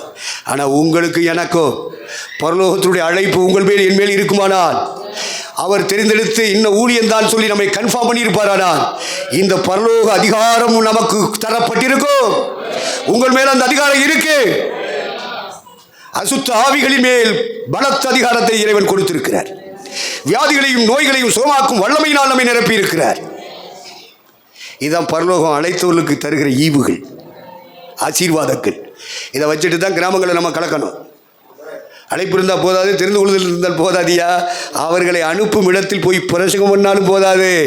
கிராமங்களில், பட்டணங்களில் வீட்டு கூட்டம், அந்த கூட்டம், இந்த கூட்டம், ஆன்லைன் பிரேயர், பாஸ்டிங் பிரேயர் எது நடத்தினாலும் போதாது. மக்கள் மேலே ஜெபம் பண்ணும்போது ஒரு வல்லமை இறங்கி அவங்களை சுகமாக்கணும். அசுத்தாவிலும் போராட்டங்களுள்ள சிக்கி தவிக்கிறவர்களுக்கு மேலே பரலோக அதிகாரம் நம்ம ஜெபிக்கிற நேரத்தில், வசனம் சொல்கிற நேரத்தில் அவங்க மேலே அந்த அதிகார அபிஷேகம் இறங்கணும். கண்ணுக்கு புலப்படாத அந்த தெய்வீக அதிகாரம் இறங்கும் போது கண்ணுக்கு புலப்படாத அந்த தீய சக்திகள் விரட்டப்பட்டு போகும். அப்போ அந்த குடும்பங்கள்லாம் என்ன செய்யும்? கோடாங்கி கொடுக்கறத, அந்த கோயிலுக்கு கொடுக்கறத, அந்த சாமி கொடுக்கறத, ஐயா ஆஸ்பத்திரியில் கிடந்தா மருந்து மாத்திரை சாப்பிட்டா இவ்வளவு பணம் செலவாகும், இந்தாங்க ஒரு காணிக்கை.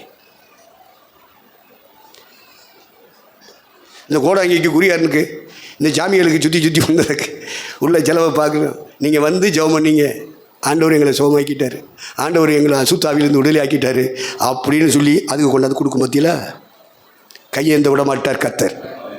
அழைக்கப்பட்ட தெய்வ மனுஷனே, அபிஷேகத்தினால் நிரப்பப்பட்ட தெய்வ மனுஷனே, நீ சாதாரண பாத்திரம் அல்ல. மோசே அந்த காலகட்டத்தில் இஸ்ரேலிய மக்களை பார்த்து சொன்னான், ரட்சிக்கப்பட்ட ஜனமே, உனக்கு ஒப்பானவர் இந்த உலகத்தில் யாருமே இல்லை. ஏன் என்று கேட்டால், இறைவன் உங்களோடு இருக்கிறார். நான் உன்னை விட்டு விலகுவதும் இல்லை, உன்னை கைவிடுவதும் இல்லை என்று வாக்குறுதியை கொடுத்து கொண்டு உன்னோடு இருக்கிறார். அசையாததெல்லாம் அசைமியா? நீ அசைப்பாய். சாதிக்க முடியாது, இது இன்னுமே என்னத்தை அப்படி நீ சொல்ற பத்தியா, அந்த இடத்துல உன்னை சாதிக்க வைப்பார். இவைகளெல்லாம் பெற முடியாமல் இருக்கிறாயோ, அவைகளை பெற்றுக்கொள்ளும்படி இந்த ஆண்டு உனக்கு கர்த்தர் உதவி செய்வார். எவைகளெல்லாம் இழந்து நிற்கிறாயோ, அவைகளெல்லாம் மீட்டுக் கொள்ளும்படியாய், திரும்ப நீ பெற்றுக்கொள்ளும்படியாய் கர்த்தர் உன்னை நடத்த போகிறார். தேவனுக்கு மகிமை உண்டாகட்டும், உயிர் உண்டாகட்டும். தெய்வமே, அழைக்கப்பட்ட உடைய தாசன்மார்களுக்குள்ளே ஜீவன் உண்டாகட்டும், துளிர் உண்டாகட்டும், நம்பிக்கை ஒளி விடட்டும், விசுவாசத்தின் ஒளி பிரகாசிக்கட்டும். அவர்கள் இருக்கிற இடங்களிலே கிராமங்களையும் பட்டணங்களையும் திருச்சபைகளையும் அசைப்பார்களாக. கர்த்தருக்கு மகிமை உண்டாகட்டும். கர்த்தருக்கு ஸ்தோத்திரம். அப்போ நியமிக்கப்பட்ட பாதைன்னா என்ன அப்படின்றத நம்ம சிந்திச்சிட்டோம். நியமிக்கப்பட்ட பாதை. திரும்ப அந்த வசந்த வாசிங்க.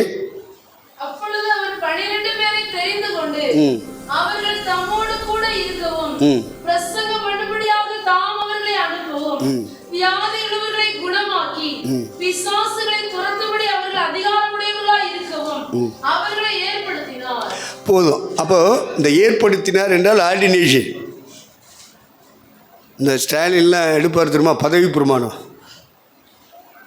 முத்துவேல், கருணாநிதி, ஸ்டாலின் என்றாகிய நான் முதலமைச்சராக பொறுப்பேற்று விருப்பு வெறுப்பின்றி அவர்களுக்கு நான் சேவை செய்வேன் என்று உளமாற உறுதிமொழி எடுக்கிறேன் என்று சொல்லுவார். இது மாதிரி பரலோகம் உங்களையும் என்னையும் இந்த பூமியிலே ஏற்படுத்தி இருக்கிறது என்று சொன்னால் ஆர்டினேஷன் ஆங்கிலத்தில் அதிகாரப்படுத்தி இருக்கிறது. செய்ய வேண்டிய வேலையை செய்வதற்குரிய சலுகைகளை, பலத்தை தந்து கொண்டிருக்கிறது. மாத்திரமல்ல, இவர்கள் என்னுடையவர்கள் என்பதை ஆர்டினேஷன் பண்ணுகிறது. ஏற்படுத்தினார். நம்ம என்னென்ன வேலை செய்யறதுக்காக ஏற்படுத்தினார் என்பது உங்கள் எல்லாருக்கும் தெரியும். கர்த்தருக்கு ஸ்தோத்திரம். இந்த 12 பேரையும் ஆண்டவர் ஏற்படுத்திட்டார். அவங்களுக்கு கீழே அடுத்த கூட்டம், அடுத்த ஜெனரேஷன், அவங்களுக்கு கீழே அடுத்த ஜெனரேஷன், அவங்களுக்கு கீழே அடுத்த ஜெனரேஷன், ஜெனரேஷன் டு ஜெனரேஷன். நம்முடைய காலங்களுக்கு பின்பு நம்முடைய ஊழியங்களை தொடரத்தக்கதாக ஒரு ஜெனரேஷனை கர்த்தர் உங்களுக்கு தருவார். 1ஆம் நூற்றாண்டிலே தொடங்கப்பட்ட ஊழியம், இயேசு கிறிஸ்துவினால் தொடங்கி அப்போஸ்தலர்களினால் தொடரப்பட்ட ஊழியம் 1ஆம் நூற்றாண்டு தொடங்கியது. இப்பொழுது நாம் ஊழியம் செய்து கொண்டிருக்கிற காலம் 21ஆம் நூற்றாண்டு. 2025 முடித்து 2026க்குள்ளே நாம் எல்லாரும் கால் வைத்திருக்கிறோம். குடும்பத்தோடு கால் வைத்திருக்கிறோம். நம்முடைய திருச்சபை மக்களோடு கால் வைத்திருக்கிறோம். கர்த்தர் தந்த கிருபையோடு கால் வைத்திருக்கிறோம். அவர் தந்த வாக்கு தத்தங்களோடு கால் வைத்திருக்கிறோம். இந்த வருடம் முழுவதிலும் அழைத்த கர்த்தர் கைவிட மாட்டார். எதிரிகளும் பிசாசின் ஆவிகளும் வெட்கப்படும்படியாக, உங்கள் தலைகளிலே பரலோக கிரீடம் பூக்கும்படியாக பரிசுத்த ஆவியானவர் உங்களுக்கு பலத்தின் மேல் பலம் தந்து நிலை நிற்கும் சாட்சிகளாக நிறுத்தப் போகிறார். இப்போ ஏற்படுத்தி இருக்கிறார். அதனால் கவலைப்பட வேண்டாம். அடுத்த அந்த வசனத்தில் அந்த 12 அதிகாரம் வாசி மைனி. எபிரேயர் 12:1 திரும்ப வாசி.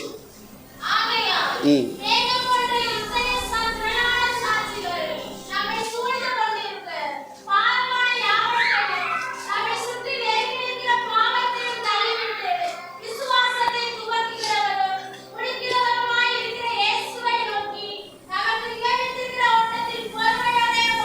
அப்போது எத்தனை கோடிக்கணக்கான மக்கள் இந்த இந்திய தேசத்திலே தமிழகத்திலே வாழ்ந்தாலும் உங்களுக்குள்ளே எனக்குள்ளே தான் கர்த்தர் விசுவாசத்தை துவக்கி இருக்கிறார். ஆமாவா இல்லையா? ஆமான்னு சொன்னால் தான் உங்களை பிடிக்கிற தூக்கத்தின் ஆவி வெளியே போகும். ஆமேன்னு அல்லையான்னு சொல்லாமல் இருந்துடுவீங்க, அந்த ஆவி பிடிச்சிக்கிற அப்புறம் தூங்கி விழுந்துட்டு வேண்டியது. அப்போ நான் பேசுகிறதெல்லாம் வேஸ்ட்டாக போயிடும். சாசு உங்களை தூங்க வச்சிடும். தூங்குறீங்களா? தூங்கு தூங்கு தாளையிலன்னு நான் பாட்டு பாடிட்டு போயிட்டே இருக்கேன். ஸ்தோத்ரா. நமக்கு நியமித்திருக்கிற ஓட்டம் என்ன என்பதை நாம் சிந்தித்து விட்டோம். அடுத்து அதில் விசுவாசத்தை துவக்கிட்டார் ஆண்டவர். உங்களுக்குள்ளேயும் எனக்குள்ளேயும் விசுவாசத்தை துவக்கிட்டார். இப்போ முடிக்கிற இடத்துல எங்கே இருக்கார் தெரியுமா? மத்திய ஆகாயத்தில் வந்து நிற்பார். இங்கேருந்து விசில் அடித்து தூக்கி விட்டுருவாங்க, ஓட விடுவாங்க. பந்தய சாலையில் ஓடுகிறவர்கள் எல்லாரும் ஓடுவார்கள். ஒருவனே பந்தய பொருளை பெறுவான் என்று அறியீர்களா? நீங்கள் ஓடுகிற நீங்கள் எவனும் பெற்றுக்கொண்டுட்டு போகட்டும், அது உலகத்தில் ஒருத்தருக்கு தான் கிடைக்கும், ஃபஸ்ட்டு செகண்ட் தேர்டுன்னு. ஆனால் இந்த ஆவிக்குரிய ஓட்டத்தில் ஓடுகிற அத்துணை பேரும் நீதியின் கிடத்தை பெறுவார்கள். நீங்களும் பெற்றுக்கொள்ளத்தக்கதாக ஓடுங்கள், பெற்றுக்கொள்வோம் என்ற நம்பிக்கையோடு ஓடுங்கள். இப்படித்தான் நம்முடைய முற்பிதாக்கள் நமக்கு அறிவுரை சொல்லிக்கொண்டு கடந்து போயிருக்கிறார்கள். நீங்கள் நானும் ஓடிட்டே இருக்கோம். விசுவாசத்தை இந்த பூமியில் நமக்கு துவக்கி வச்சுட்டாரு. முடிக்கிற இடம் எங்கே? மத்திய ஆகாயம். கரங்களை உயர்த்தி ஒரு அல்லையிலே சொல்லுவோமா? அப்போ தேவனுக்கு மகிமை உண்டாகட்டும்.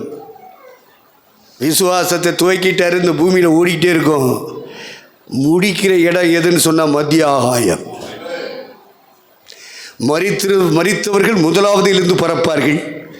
பின்பு உயிரோடு இருக்கிற நாம் எல்லாரும் மருவம் அடைந்து இமைப்பொழுதிலே கண்மூடி கண் திறப்பதற்குள்ளே நாம் பெற்றுக்கொண்ட பரிசுத்தாவினாலே மறுரூபமாக்கப்பட்டு நாம் எல்லாரும் தூதருடைய சரீரமுடையவர்களாய் பறந்து போக போகிறோம்.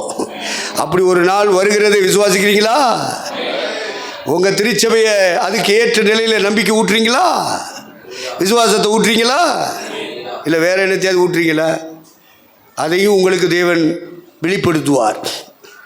தேறினவர்கள் யாவரும் இந்த சிந்தையாக இருக்க கடவுள். மத்திய ஆகாயத்தில் தான் முடிப்பார். நம்முடைய விசுவாசத்தின் ஓட்டம் முடிவடைவது மருவம் அடைகிறதிலும் மரித்தோரிலிருந்து எழுந்திருக்குதலிலும் இருக்கு. அது மத்திய ஆகாயத்தில் முடியும். விசுவாசத்தை துவக்கிறவரும் முடிக்கிறவருமாய் இருக்கிற இயேசுவை நோக்கி நமக்கு நியமித்திருக்கிற ஓட்டத்தில் பொறுமையோடு ஓடக்கடவோம். அதுக்கு மேலே சொல்கிறான் எபிரேயர் நிருபம் இத்தனை வாசிங்க அந்த வசனத்தை 12:1.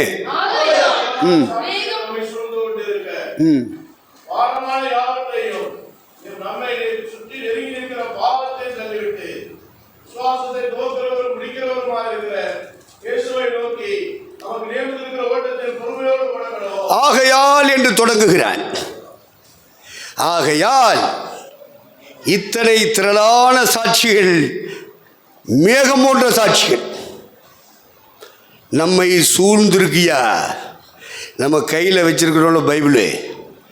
இதில் எபிரேயர் நிருபக்காரன் 11ஆம் அதிகாரத்தில் எழுதிட்டே வருவான். ஆபேலில் இருந்து எழுதிட்டே வருவாயா? மோசேயின் காலம் முன்னாடி ஆபேல்,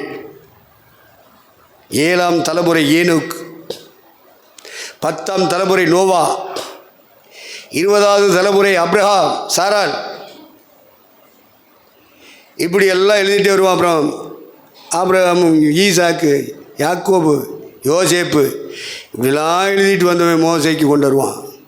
மோசைக்கு பின்னாடி யோசுவாவை கொண்டு வருவான். நியாயாதிபதிகளின் காலத்தை கொண்டு வருவான். அப்போ ராஜாக்களின் காலத்தை கொண்டு வருவான். இப்படி எல்லாத்தையும் எழுதிட்டே வர்றவன் 11ஆம் அதிகாரத்தில் எல்லாருமே சாட்சிகள். மேகம் போன்ற இத்தனை திரளான சாட்சிகள் நம்மை சூழ்ந்து கொண்டிருக்க அப்படின்னு சொல்றான்ல. அப்ப இந்த சாட்சிகள் எல்லாம் மேகம் போன்ற சாட்சிகள். இப்படி அண்ணாந்து பார்த்தோம்னா மேகம் தெரியும். யாரும் அந்தரங்க சீசனா இருக்கக்கூடாது, அந்தரங்க சீசியா இருக்கக்கூடாது. ஊருக்கு சமுதாயத்துக்கு தெரிஞ்சுன்னா நம்மளை ஒன்று மூலம் ஆக்கிடுவாங்க அப்படின்னு பயந்துக்கிட்டு இருக்கக்கூடாது. மேகம் வெளியரங்கமான சாட்சி, அந்தரங்க சாட்சி அல்ல. அகில உலக மக்களும் அப்படி நிமிர்ந்து பார்க்கும்போது மேகம் தலைக்கு மேலே இருக்கு. இதுபோல நீங்களும் நாடும் கிராமங்களிலே பட்டணங்களிலே அந்தரங்கமான சாட்சியாக நாம் அழைக்கப்படவில்லை, மேகம் போன்ற சாட்சியாக அழைக்கப்பட்டிருக்கிறோம். எல்லா பயிலுக்கும் தெரியணும் நம்ம யாருன்னு. கிராமம் முழுவதுக்கும் தெரியணும், பட்டணம் முழுவதுக்கும் தெரியணும், நம்முடைய சமுதாயம் முழுவதுக்கும் தெரியணும், நாம் வாழ்கிற மாவட்டத்துக்கு தெரியும், நாம் வாழ்கிற தமிழ்நாட்டுக்கு தெரியணும், நாம் வாழ்கிற இந்திய தேசத்துக்கு தெரியணும், இந்திய தேசத்தின் அருகில் இருக்கிற எல்லா நாடுகளுக்கும் தெரியணும். பரிசுத்த ஆவி உங்களிடத்தில் வரும் பொழுது நீங்கள் பலன் அடைவீர்கள். எருசலேமிலும் யூதேயாவிலும் சமாரியாவிலும் பூமியின் கடைசி பிரியந்தமும் சர்வதேசமும் நீங்கள் எனக்கு சாட்சிகள். அப்படி சாட்சியா நிறுத்துறதுக்கு தாயா பரிசுத்த ஆவியின் பலன். அபிஷேகம் உங்களை நிரப்புது. அனலாயிருங்கள், அவியிலே அனலாயிரு. கத்தருக்கு அப்பதான் நம்ம ஊழியம் சரியா இருக்கும், அசதியா இருக்காது. புள்ள இருக்கத்தான் செய்யும், பொண்டாட்டி இருக்கத்தான் செய்வா, புருஷன் இருக்கத்தான் செய்வா, கோணலும் மாறுபாடுமான விசுவாசிகள் எல்லாம் இருக்கத்தான் செய்வாங்க. யார் இருந்தாலும் சரி இல்லாட்டா சரி, உன்னையும் என்னை அனலாக்குவது தான் பரிசுத்த ஆவியின் அபிஷேகம். அந்த ஆவியின் நிறைவிலே நீங்களும் நானும் இருப்போமானால் அனலாகத்தான் இருப்போம். ஆவியின் நிறைவை நீங்கள் இழப்பீர்கள் என்றால் குளிராக இருப்பீர்கள். அது கர்த்தருக்கு வாந்தி பண்ணு போடுகிற ஒரு வாழ்க்கையாகத்தான் நம்முடைய வாழ்க்கை அமையும். ஆகவே பரிசுத்த ஆவியினாலே நிரப்பப்பட்டதை மறந்துவிடக்கூடாது. இழந்திருந்தால் திரும்ப நிரப்பிக்கொள்ள வேண்டும். ஆவியிலே நிறைந்த ஒரு வாழ்க்கைக்குள்ளே ஊழியத்துக்குள்ளே நம்ம கடந்து போக வேண்டும். கர்த்தருக்கு ஸ்தோத்திரம். அப்போ மேகம் போன்ற சாட்சிகள் 11ஆம் அதிகாரத்தில் எழுதி கொண்டே வருகிறான். தனக்கு முன்னே ஓடி முடித்தவர்கள் யார் யார் என்று பட்டியலிட்டு காமிக்கிறார். இதெல்லாம் விசுவாச வாழ்க்கைக்கு சாட்சிகள். உலகத்தில் வாழ்றவெல்லாம் பணத்துக்கு தான் சாட்சி, சொத்துக்கு தான் சாட்சி, சாதனைக்கு தான் சாட்சி. ஆனால் இந்த 11ஆம் அதிகாரத்தில் எழுதி கொண்டு வருகிறானே, அத்துணை பேரும் இறைவனோடு இணைக்கப்பட்டதுக்கு சாட்சி, அவரை மகிமைப்படுத்தினதுக்கு சாட்சி, அவரோடு இணைந்து வாழ்வதற்காக பெற்றுக்கொண்ட விசுவாசத்துக்கு சாட்சி. இந்த உலகத்தில் எத்தனை கோடி இந்தியாவில் வாழ்ந்தாலும் தமிழகத்தில் வாழ்ந்தாலும் உங்களுக்குள்ள எனக்குள்ளதாய் அந்த விசுவாச ஆவி அனுப்பப்பட்டிருக்கிறது. இறைவனை ஒருவனும் ஒரு காலம் கண்டதில்லை. ஆனால் அவருடைய மடியில் இருக்கிற ஒரே பேரான குமாரன் இயேசு கிறிஸ்து சிலுவையிலே எனக்காய் மரித்ததினாலே இறைவன் உங்கள் மேல் என் மேல் வைத்த தமது அன்பை விளங்க பண்ணியிருக்கிறார். சிலுவையில் தான் தெய்வ அன்பு விளங்க பண்ணப்பட்டிருக்கிறது. அந்த அன்பை எப்படி வெளிப்படுத்தினார்? கிறிஸ்து நமக்காக மரித்ததினாலே. மரிக்கவே இல்லைன்னு எழுதுறாயா குரான்ல.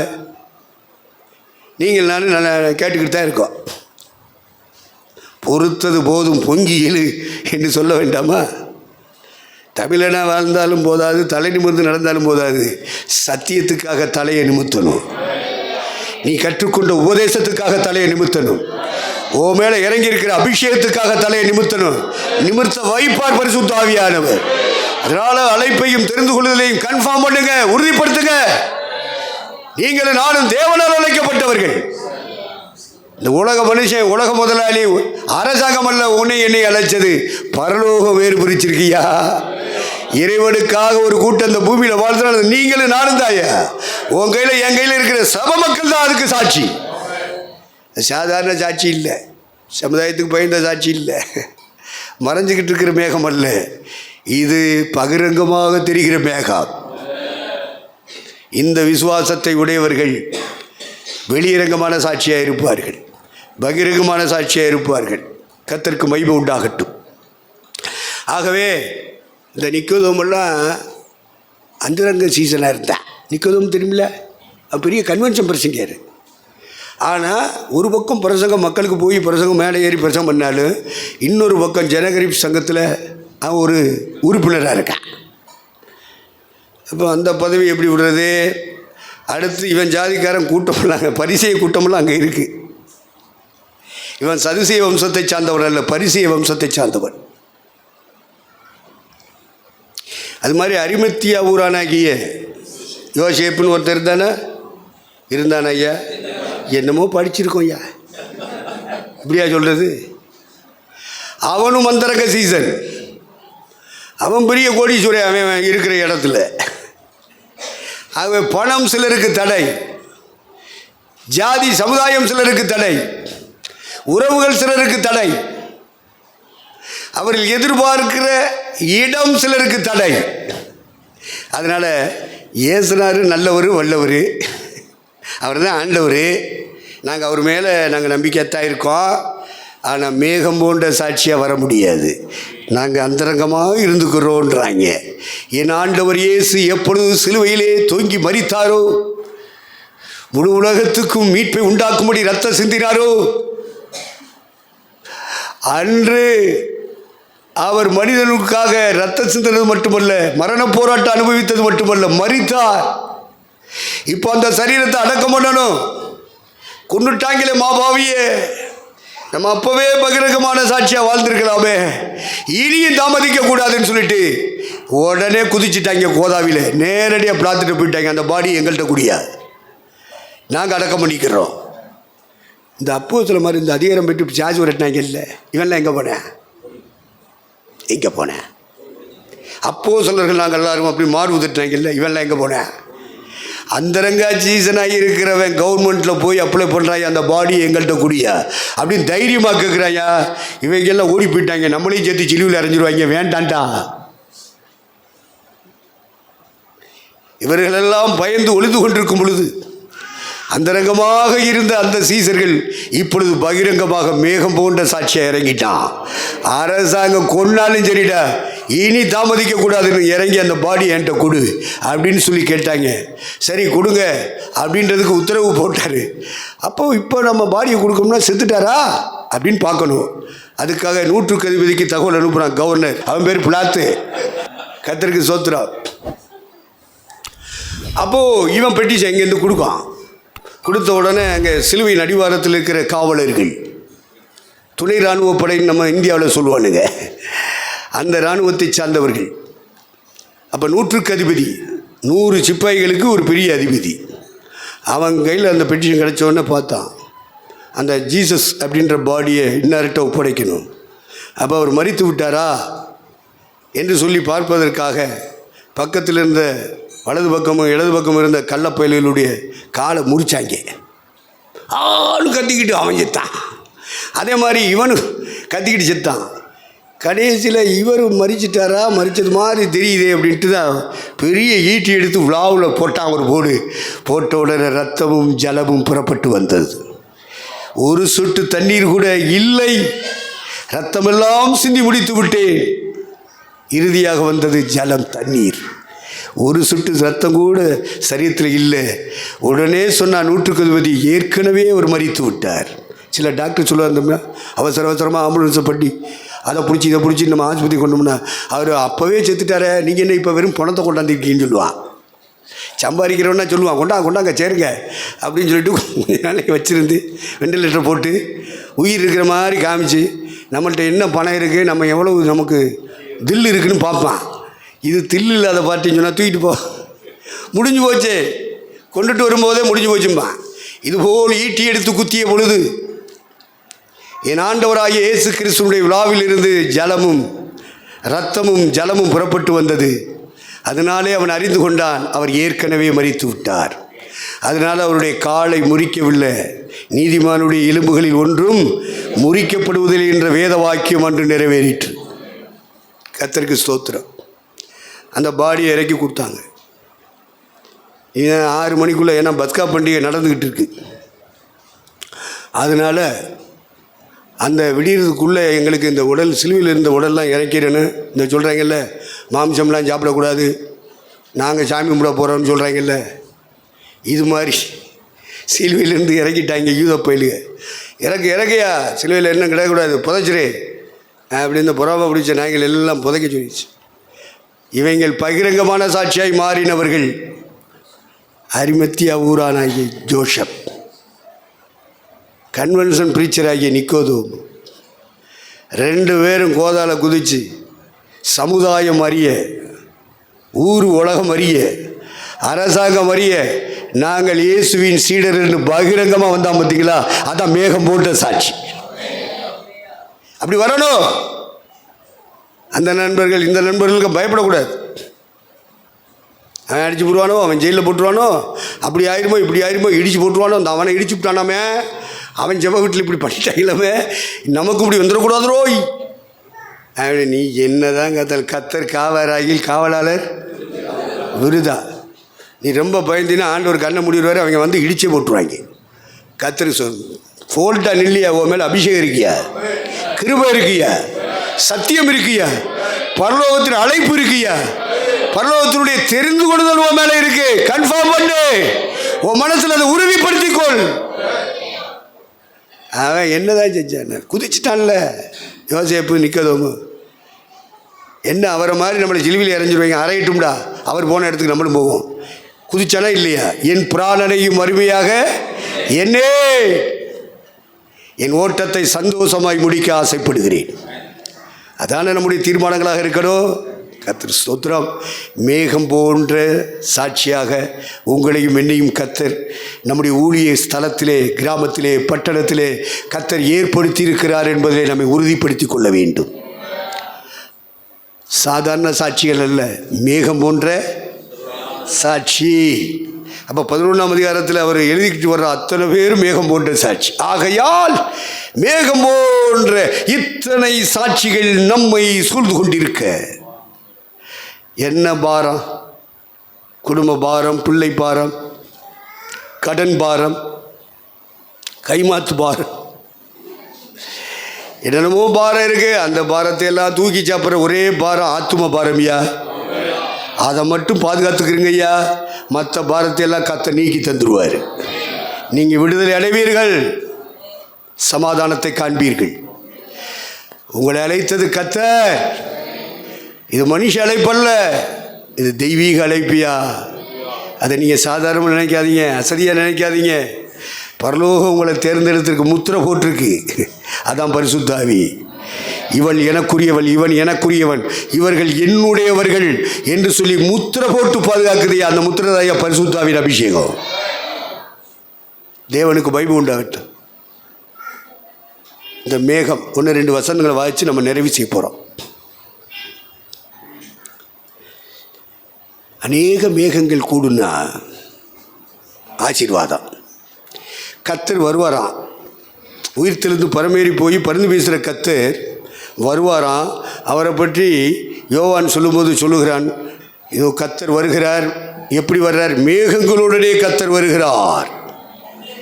அது பூமிக்குரிய மேகம் நாம் காண்கிற இந்த மேகமா, இல்லை இந்த சாட்சியின் மேகமா என்ற கேள்விக்கு பதில் நீங்களே தேடி கண்டுபிடித்துக் கொள்ளுங்கள். பரிசுத்த ஆவியார் உங்களுக்குள் இருக்கிறார், அவர் சொல்லித் தருவார். அவர் சொல்லித் தருவது எல்லாம் பொய் அல்ல, சத்தியமாக இருக்கிறது. அதில் நிலைத்திருப்பீர்களாக. ஆகவே மேகம் சாதாரண மேகம் இல்லை. நம்ம எல்லாரும் இந்த கிராமங்களுக்கும் பட்டணங்களுக்கும் ஆசீர்வாதமான மேகங்கள். நம்முடைய திருச்சபை மக்களுக்கு, குடும்பங்களுக்கு ஆசீர்வாதமான மேகங்கள். நம்முடைய ஊழியங்களிலே பரிசுத்த ஆவியானவர் இணைந்து வருவதனாலே அந்த கிராமங்களுக்கும் அந்த மக்களுக்கும் நம்ம ஆசீர்வாதமான மேகங்கள்.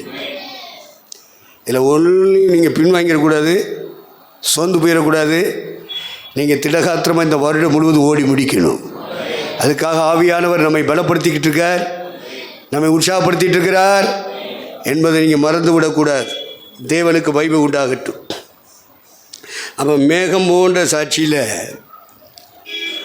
இந்த மேகங்கள் ஓடிட்டே இருக்கும். இது மாதிரி சில நேரங்களில் ஓடிட்டே இருப்போம். சில ஊழியர்கள் ஓடிட்டே இருப்பாங்க. மேகம் போயிட்டே இருக்கும், தெரியுமா? பார்த்துருக்கீங்களா? போயிட்டே இருக்கும். ஆக ஓடிக்கொண்டிருக்கணும், உறங்கிட்டு இருக்கக்கூடாது. எலியாவை போல ஓடிட்டு இருந்தவங்க திடீர்னு என்ன பண்ணுவாங்க? சூரியச்செடிக்கில் படுத்துருவாங்க. படுத்துடக்கூடாது. ஆனால் அப்படியே படுத்துட்டாலும் ஆண்டவர் தம்முடைய தூதனை அனுப்பி தட்டி என்ன செஞ்சுருவார்? எழுப்பி ஓடுன்னு சொல்லுவார். ஓட வேண்டிய தூரம் வெகு தூரம். படுத்துறாத, சோர்ந்து படுத்துறாத. எலியா தனக்குள்ளே சோர்ந்து போதும் கர்த்தாவே என்று லாஸ்ட் ப்ரேயர் பண்ணிட்டு படுத்தது மாதிரி படுத்துடக்கூடாது. ஏன்னா இன்னும் செய்ய வேண்டிய வேலை இருக்குது. இன்னும் நீ சந்திக்க வேண்டிய நபர்கள் இருக்காங்க. சிலரை ராஜாக்களாக அபிஷேகம் பண்ணணும், சிலரை தீர்க்கதரிசிகளாக அபிஷேகம் பண்ணணும். அந்த கிருபையை கர்த்தர் உனக்குள்ள வச்சிருக்காரு. நீ யாரோ என்னமோ எவனோ ஒருத்தி பேசிட்டான்னு சொல்லிட்டு படுத்துறாத.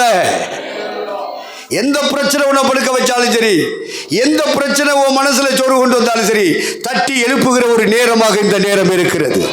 கர்த்தர் உன் சோர்வில் இருந்து எழுப்ப விரும்புகிறார். எழுந்திரு எலியாவே, போக வேண்டிய தூரம் வெகு தூரம். இன்னும் சாதிக்க வேண்டியவைகளை சாதிக்க வேண்டியிருக்கு. முடிந்தது என்று என்னால முடியவில்லை, தொடர்கிறது. ஆவியானவர் தொடர விரும்புகிறார். ராஜாக்கள் அபிஷேகம் பண்ற கெத்து உனக்குள்ள இருக்கியா? உனக்கு அடுத்த ஜெனரேஷனை உருவாக்க வேண்டிய தில்லு உனக்குள்ள வச்சிருக்காரியா?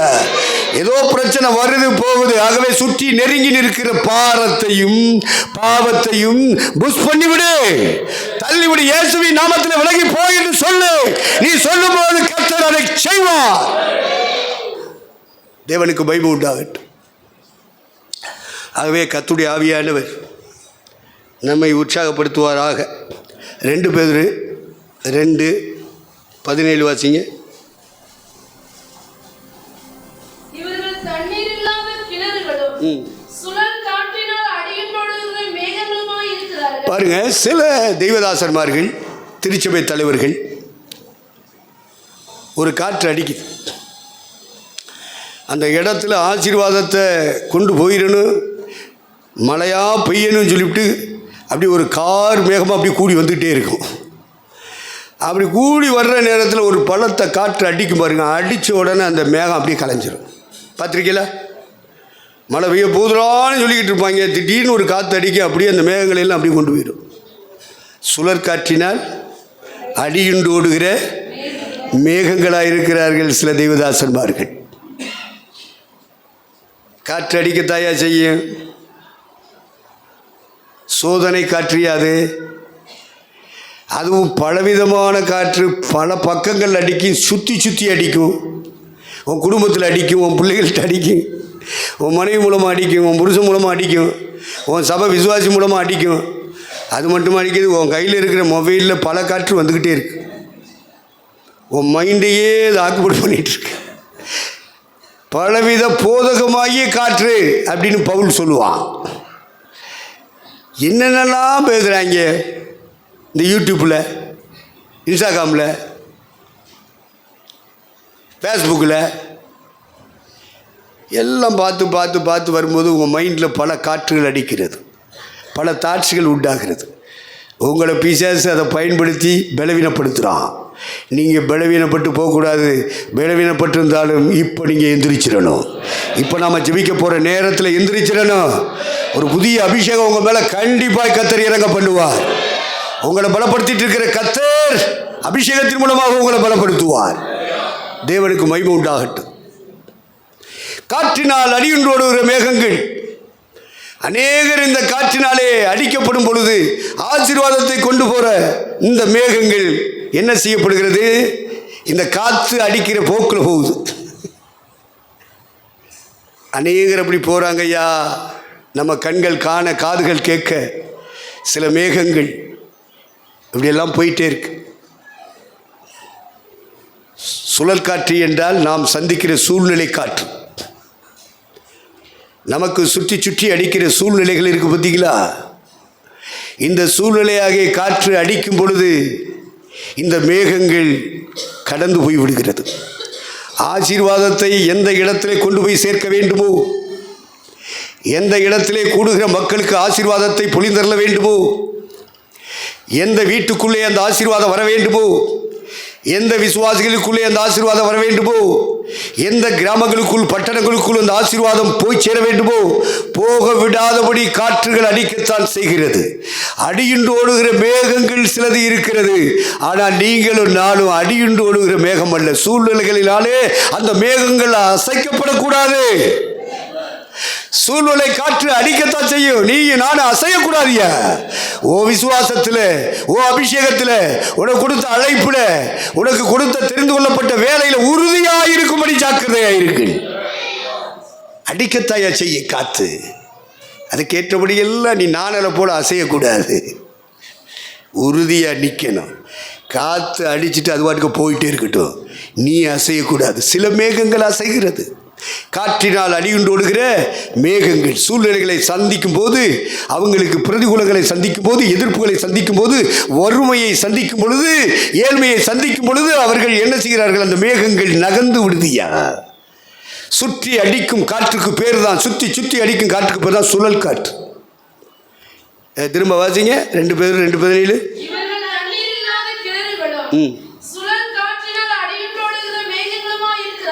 பாருங்க, சுற்றி சுற்றி அடிக்கிற காற்றுக்கு பேர் தான் என்னது? சுழல் காற்று.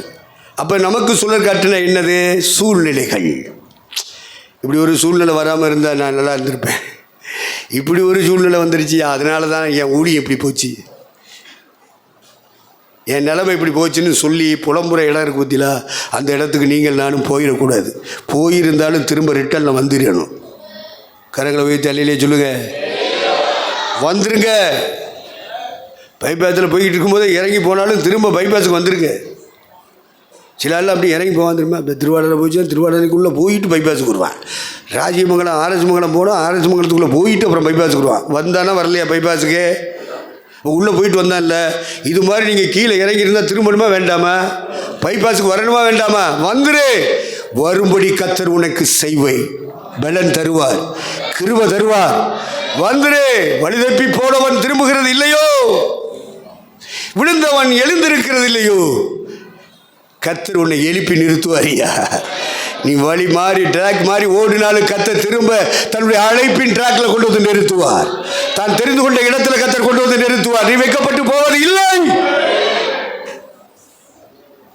கர்த்தர் உன்னை பலப்படுத்துவாரியா. யூதா எழுதின நிருபத்தில் 12 வசனம் வாசிக்க. யூதாவின் புத்தகம்.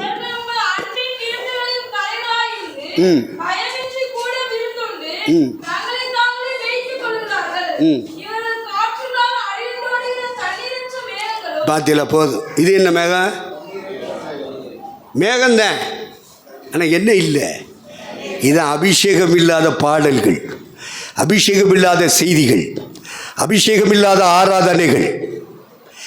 இப்படிப்பட்ட ஆராதனைகள், இப்படிப்பட்ட பாடல்கள், இப்படிப்பட்ட ஜபக்கூட்டங்களை நாம் நடத்தாமல் தண்ணீர் உள்ள மேகங்களைப் போல, அபிஷேகத்தினால் நிறைந்த மேகங்களைப் போல நீங்களும் நானும் இருக்க வேண்டும் என்று கர்த்தர் எதிர்பார்க்கிறார். அபிஷேகத்தை பெறாதவர்கள் பெற்றுக்கொள்ளுங்கள். பெற்றவர்கள் இழந்திருந்தால் மீண்டும் கர்த்தருடைய சமூகத்திலே தாழ்த்தி ஆண்டவர் சமூகத்திலே கண்ணீர் வடித்து அதே அபிஷேகத்துக்குள்ளே வந்துருங்க. நம்முடைய பாடல்களிலே அபிஷேகம் இறங்கணும், நம்முடைய செய்திகளிலே அபிஷேகம் இறங்கணும், நம்முடைய ஜபங்களிலே அபிஷேகம் இறங்கணும், நம்முடைய சாட்சிகளிலே அபிஷேகம் இறங்கணும், நாம் நடத்துகிற சபை கூட்டங்களிலே அபிஷேகம் இறங்கணும். இறங்கணும்யா அபிஷேகம். சும்மா வெறும் பரிசுத்தாய் பெற்று சொல்லிவிட்டு இருக்கக்கூடாது. அபிஷேகம் இறங்கணும். தண்ணீரற்ற மேகங்கள், அபிஷேகம் இல்லாத ஊழியங்கள், அபிஷேகம் இல்லாத ஆராதனைகள், அபிஷேகம் இல்லாத பாடல்கள், அபிஷேகம் இல்லாத செய்திகள், அபிஷேகம் இல்லாத ஊழியங்கள், அப்படிப்பட்ட நிலைமையில் இருக்கிற மேகங்கள் திரும்ப தண்ணீர் உள்ள மேகங்களாக மாறி வரணும். ஆண்டவர் தண்ணீர் உள்ள மேகங்களாக உங்களை என்னை மாற்றுவாராக. இறுதியாக ஒரு வசனம்.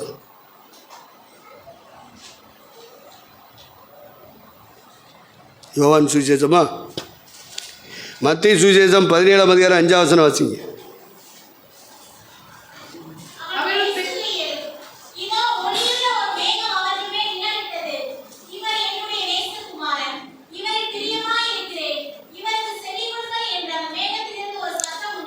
நீங்கள் நானும் தாயா மேகம். உங்களுக்குள்ள அழைப்பு இருக்குது, மறந்துடாதீங்க. தெரிந்து கொள்ளுதல் இருக்குது, மறந்துடாதீங்க. பரலோக அதிகாரம் உங்கள் மேலே இறங்கிக்கிட்டு இருக்கு, மறந்துடாதீங்க. சுகமளிக்கும் வல்லமையை கர்த்தர் உங்கள் மேல் வைத்திருக்கிறார், மறந்துடாதீங்க. அதை பயன்படுத்துவதற்கு தம் பரிசுத்த ஆவியின் அபிஷேகத்தை தந்திருக்கார். ஒளியுள்ள மேகங்கள் நீங்களும் நானும். இரட்சகர் இயேசு நம்முடைய தலைவர் அழைத்தார், நான் உலகத்திற்கு ஒளியாக இருக்கிறேன், என்னை பின்பற்றுகிறவன் இருளிலே நடவாமல் ஜீவ ஒளியை அடைந்திருப்பான், அவன் ஜீவிக்கும் காலமெல்லாம் அந்த ஒளியாகத்தான் அவன் இருப்பான். நீங்களும் நான் தய ஒளியுள்ள மேகம். இந்த மேகத்திலிருந்து ஒரு சத்தம் மக்களுக்கு வருமியா? சபைக்கு வருமியா? கூடி வருகிற ஊழியக்காரங்களுக்கு வருமியா? ஸ்டெப் பை ஸ்டெப்பாக ஒரு ஸ்டேட்டஸை கர்த்தர் உயர்த்த போகிறார். அந்த மேகத்திலிருந்து ஒரு சத்தம் கேட்டது, இவர் என்னுடைய நேசகுமாரன், இவர் மேல் பிரியமா இருக்கிறேன், இவருக்கு செவி கொடுங்கள் என்று மேகத்தில் இருந்து ஒரு சத்தம் வந்தது. அந்த மேகம் ஒளியுள்ள மேகம். ஒளி ஒளி ஆண்டவராகிய இயேசு கிறிஸ்து ஒளி, அவருடைய வார்த்தைகள் ஒளி, அவருடைய அபிஷேகம் ஒளி. நீங்களும் நானும் தான் ஒளியுள்ள மேகம். இந்த மேகத்திலிருந்து ஒரு சத்தத்தை கிராமங்கள் கேட்க போகிறது, பட்டணங்கள் கேட்க போகிறது, திருச்சபை மக்கள் கேட்க போகிறார்கள், ஊழியர்கள் கேட்க போறார்கள். என்ன கேட்க போறாங்க? இந்த மேகம் என்னுடைய குமாரன், என்னுடைய குமாரத்தி, இவர்களுக்கு செவி கொடுங்கள் என்று கர்த்தர் பேச போகிறார். இந்த 2026 கர்த்தர் உனக்காய் எனக்காய் பேச போகிறார். அது உள்ளிலிருந்து கர்த்தர் பேச போறாரியா. இது நடக்கும், நடக்குமான்னு கேட்காத, நடக்கும். இந்த வருஷத்திலாவது நடந்து ஆகணும். எல்லாரும் அப்படி இருந்திருப்போம், எல்லாரும் எந்திரிப்போம். ஒளியுள்ள மேகங்களாக, தண்ணீருள்ள மேகங்களாக, எந்த சூழ்நிலையை சந்தித்தாலும் மனரமியமாயிருக்கிற மேகங்களாக, அந்தரங்கமாக அல்ல வெளியரங்கமான சாட்சியின் மேகங்களாக, உங்களையும் என்னையும் இந்த பூமியிலே வணைந்தெடுத்திருக்கிறார். அதற்காகவே பரிசுத்த ஆவியானவர் கிரியை செய்து கொண்டிருக்கிறார். எல்லாரும் கண்களை மூடுவோம். அப்பாவை நோக்கி பார்ப்போமா? ஏசுநாதா, எங்களை அழைச்சிங்களே, ஃபேமிலியாக அழைச்சிங்களப்பா. எங்கள் குடும்பங்களில் எத்தனையோ சூழ்நிலைகள் சுற்றி சுற்றி வருதுப்பா. சூழ்நிலை காற்றுகள் அடித்து அடித்து அடித்து எங்களை சுற்றிட்டே வருதுப்பா. குடும்ப வாழ்க்கை செய்ய முடியாதபடி தடைகளை உண்டு பண்ணிட்டே இருக்கு சுவாமி. சூழ்நிலை மாறி மாறி அடிக்குது, மாறி மாறி அடிக்குது. இந்த சூழ்நிலை காட்டினாலே, சுழல் காட்டினாலே நாங்கள் அடிக்கப்பட்டு போயிடக்கூடாதுப்பா. எங்க ஊழியத்தில், எங்க சபையில எத்தனை சூழ்நிலைகள் வந்தாலும் சரி, அதை தாண்டி நிற்கிற மேகங்களாக எங்களுடைய ஊழியங்கள் நிலைநிறுத்தப்பட வேண்டும் சுவாமி. அந்த வல்லமையை இப்பொழுது இந்த நேரத்தில் எங்க மேல இறங்க பண்ணுங்க ஐயா. இறந்து போன அபிஷேகத்தை, அந்த கிருபையை, அந்த வரங்களை எங்கள் மேல் பொழிந்தருளுங்க. ஒரு தண்ணீர் உள்ள மேகங்களாக, பகிரங்கமான மேகங்களாக, ஒளி உள்ள மேகங்களாக எங்களை மாற்றும். எங்களை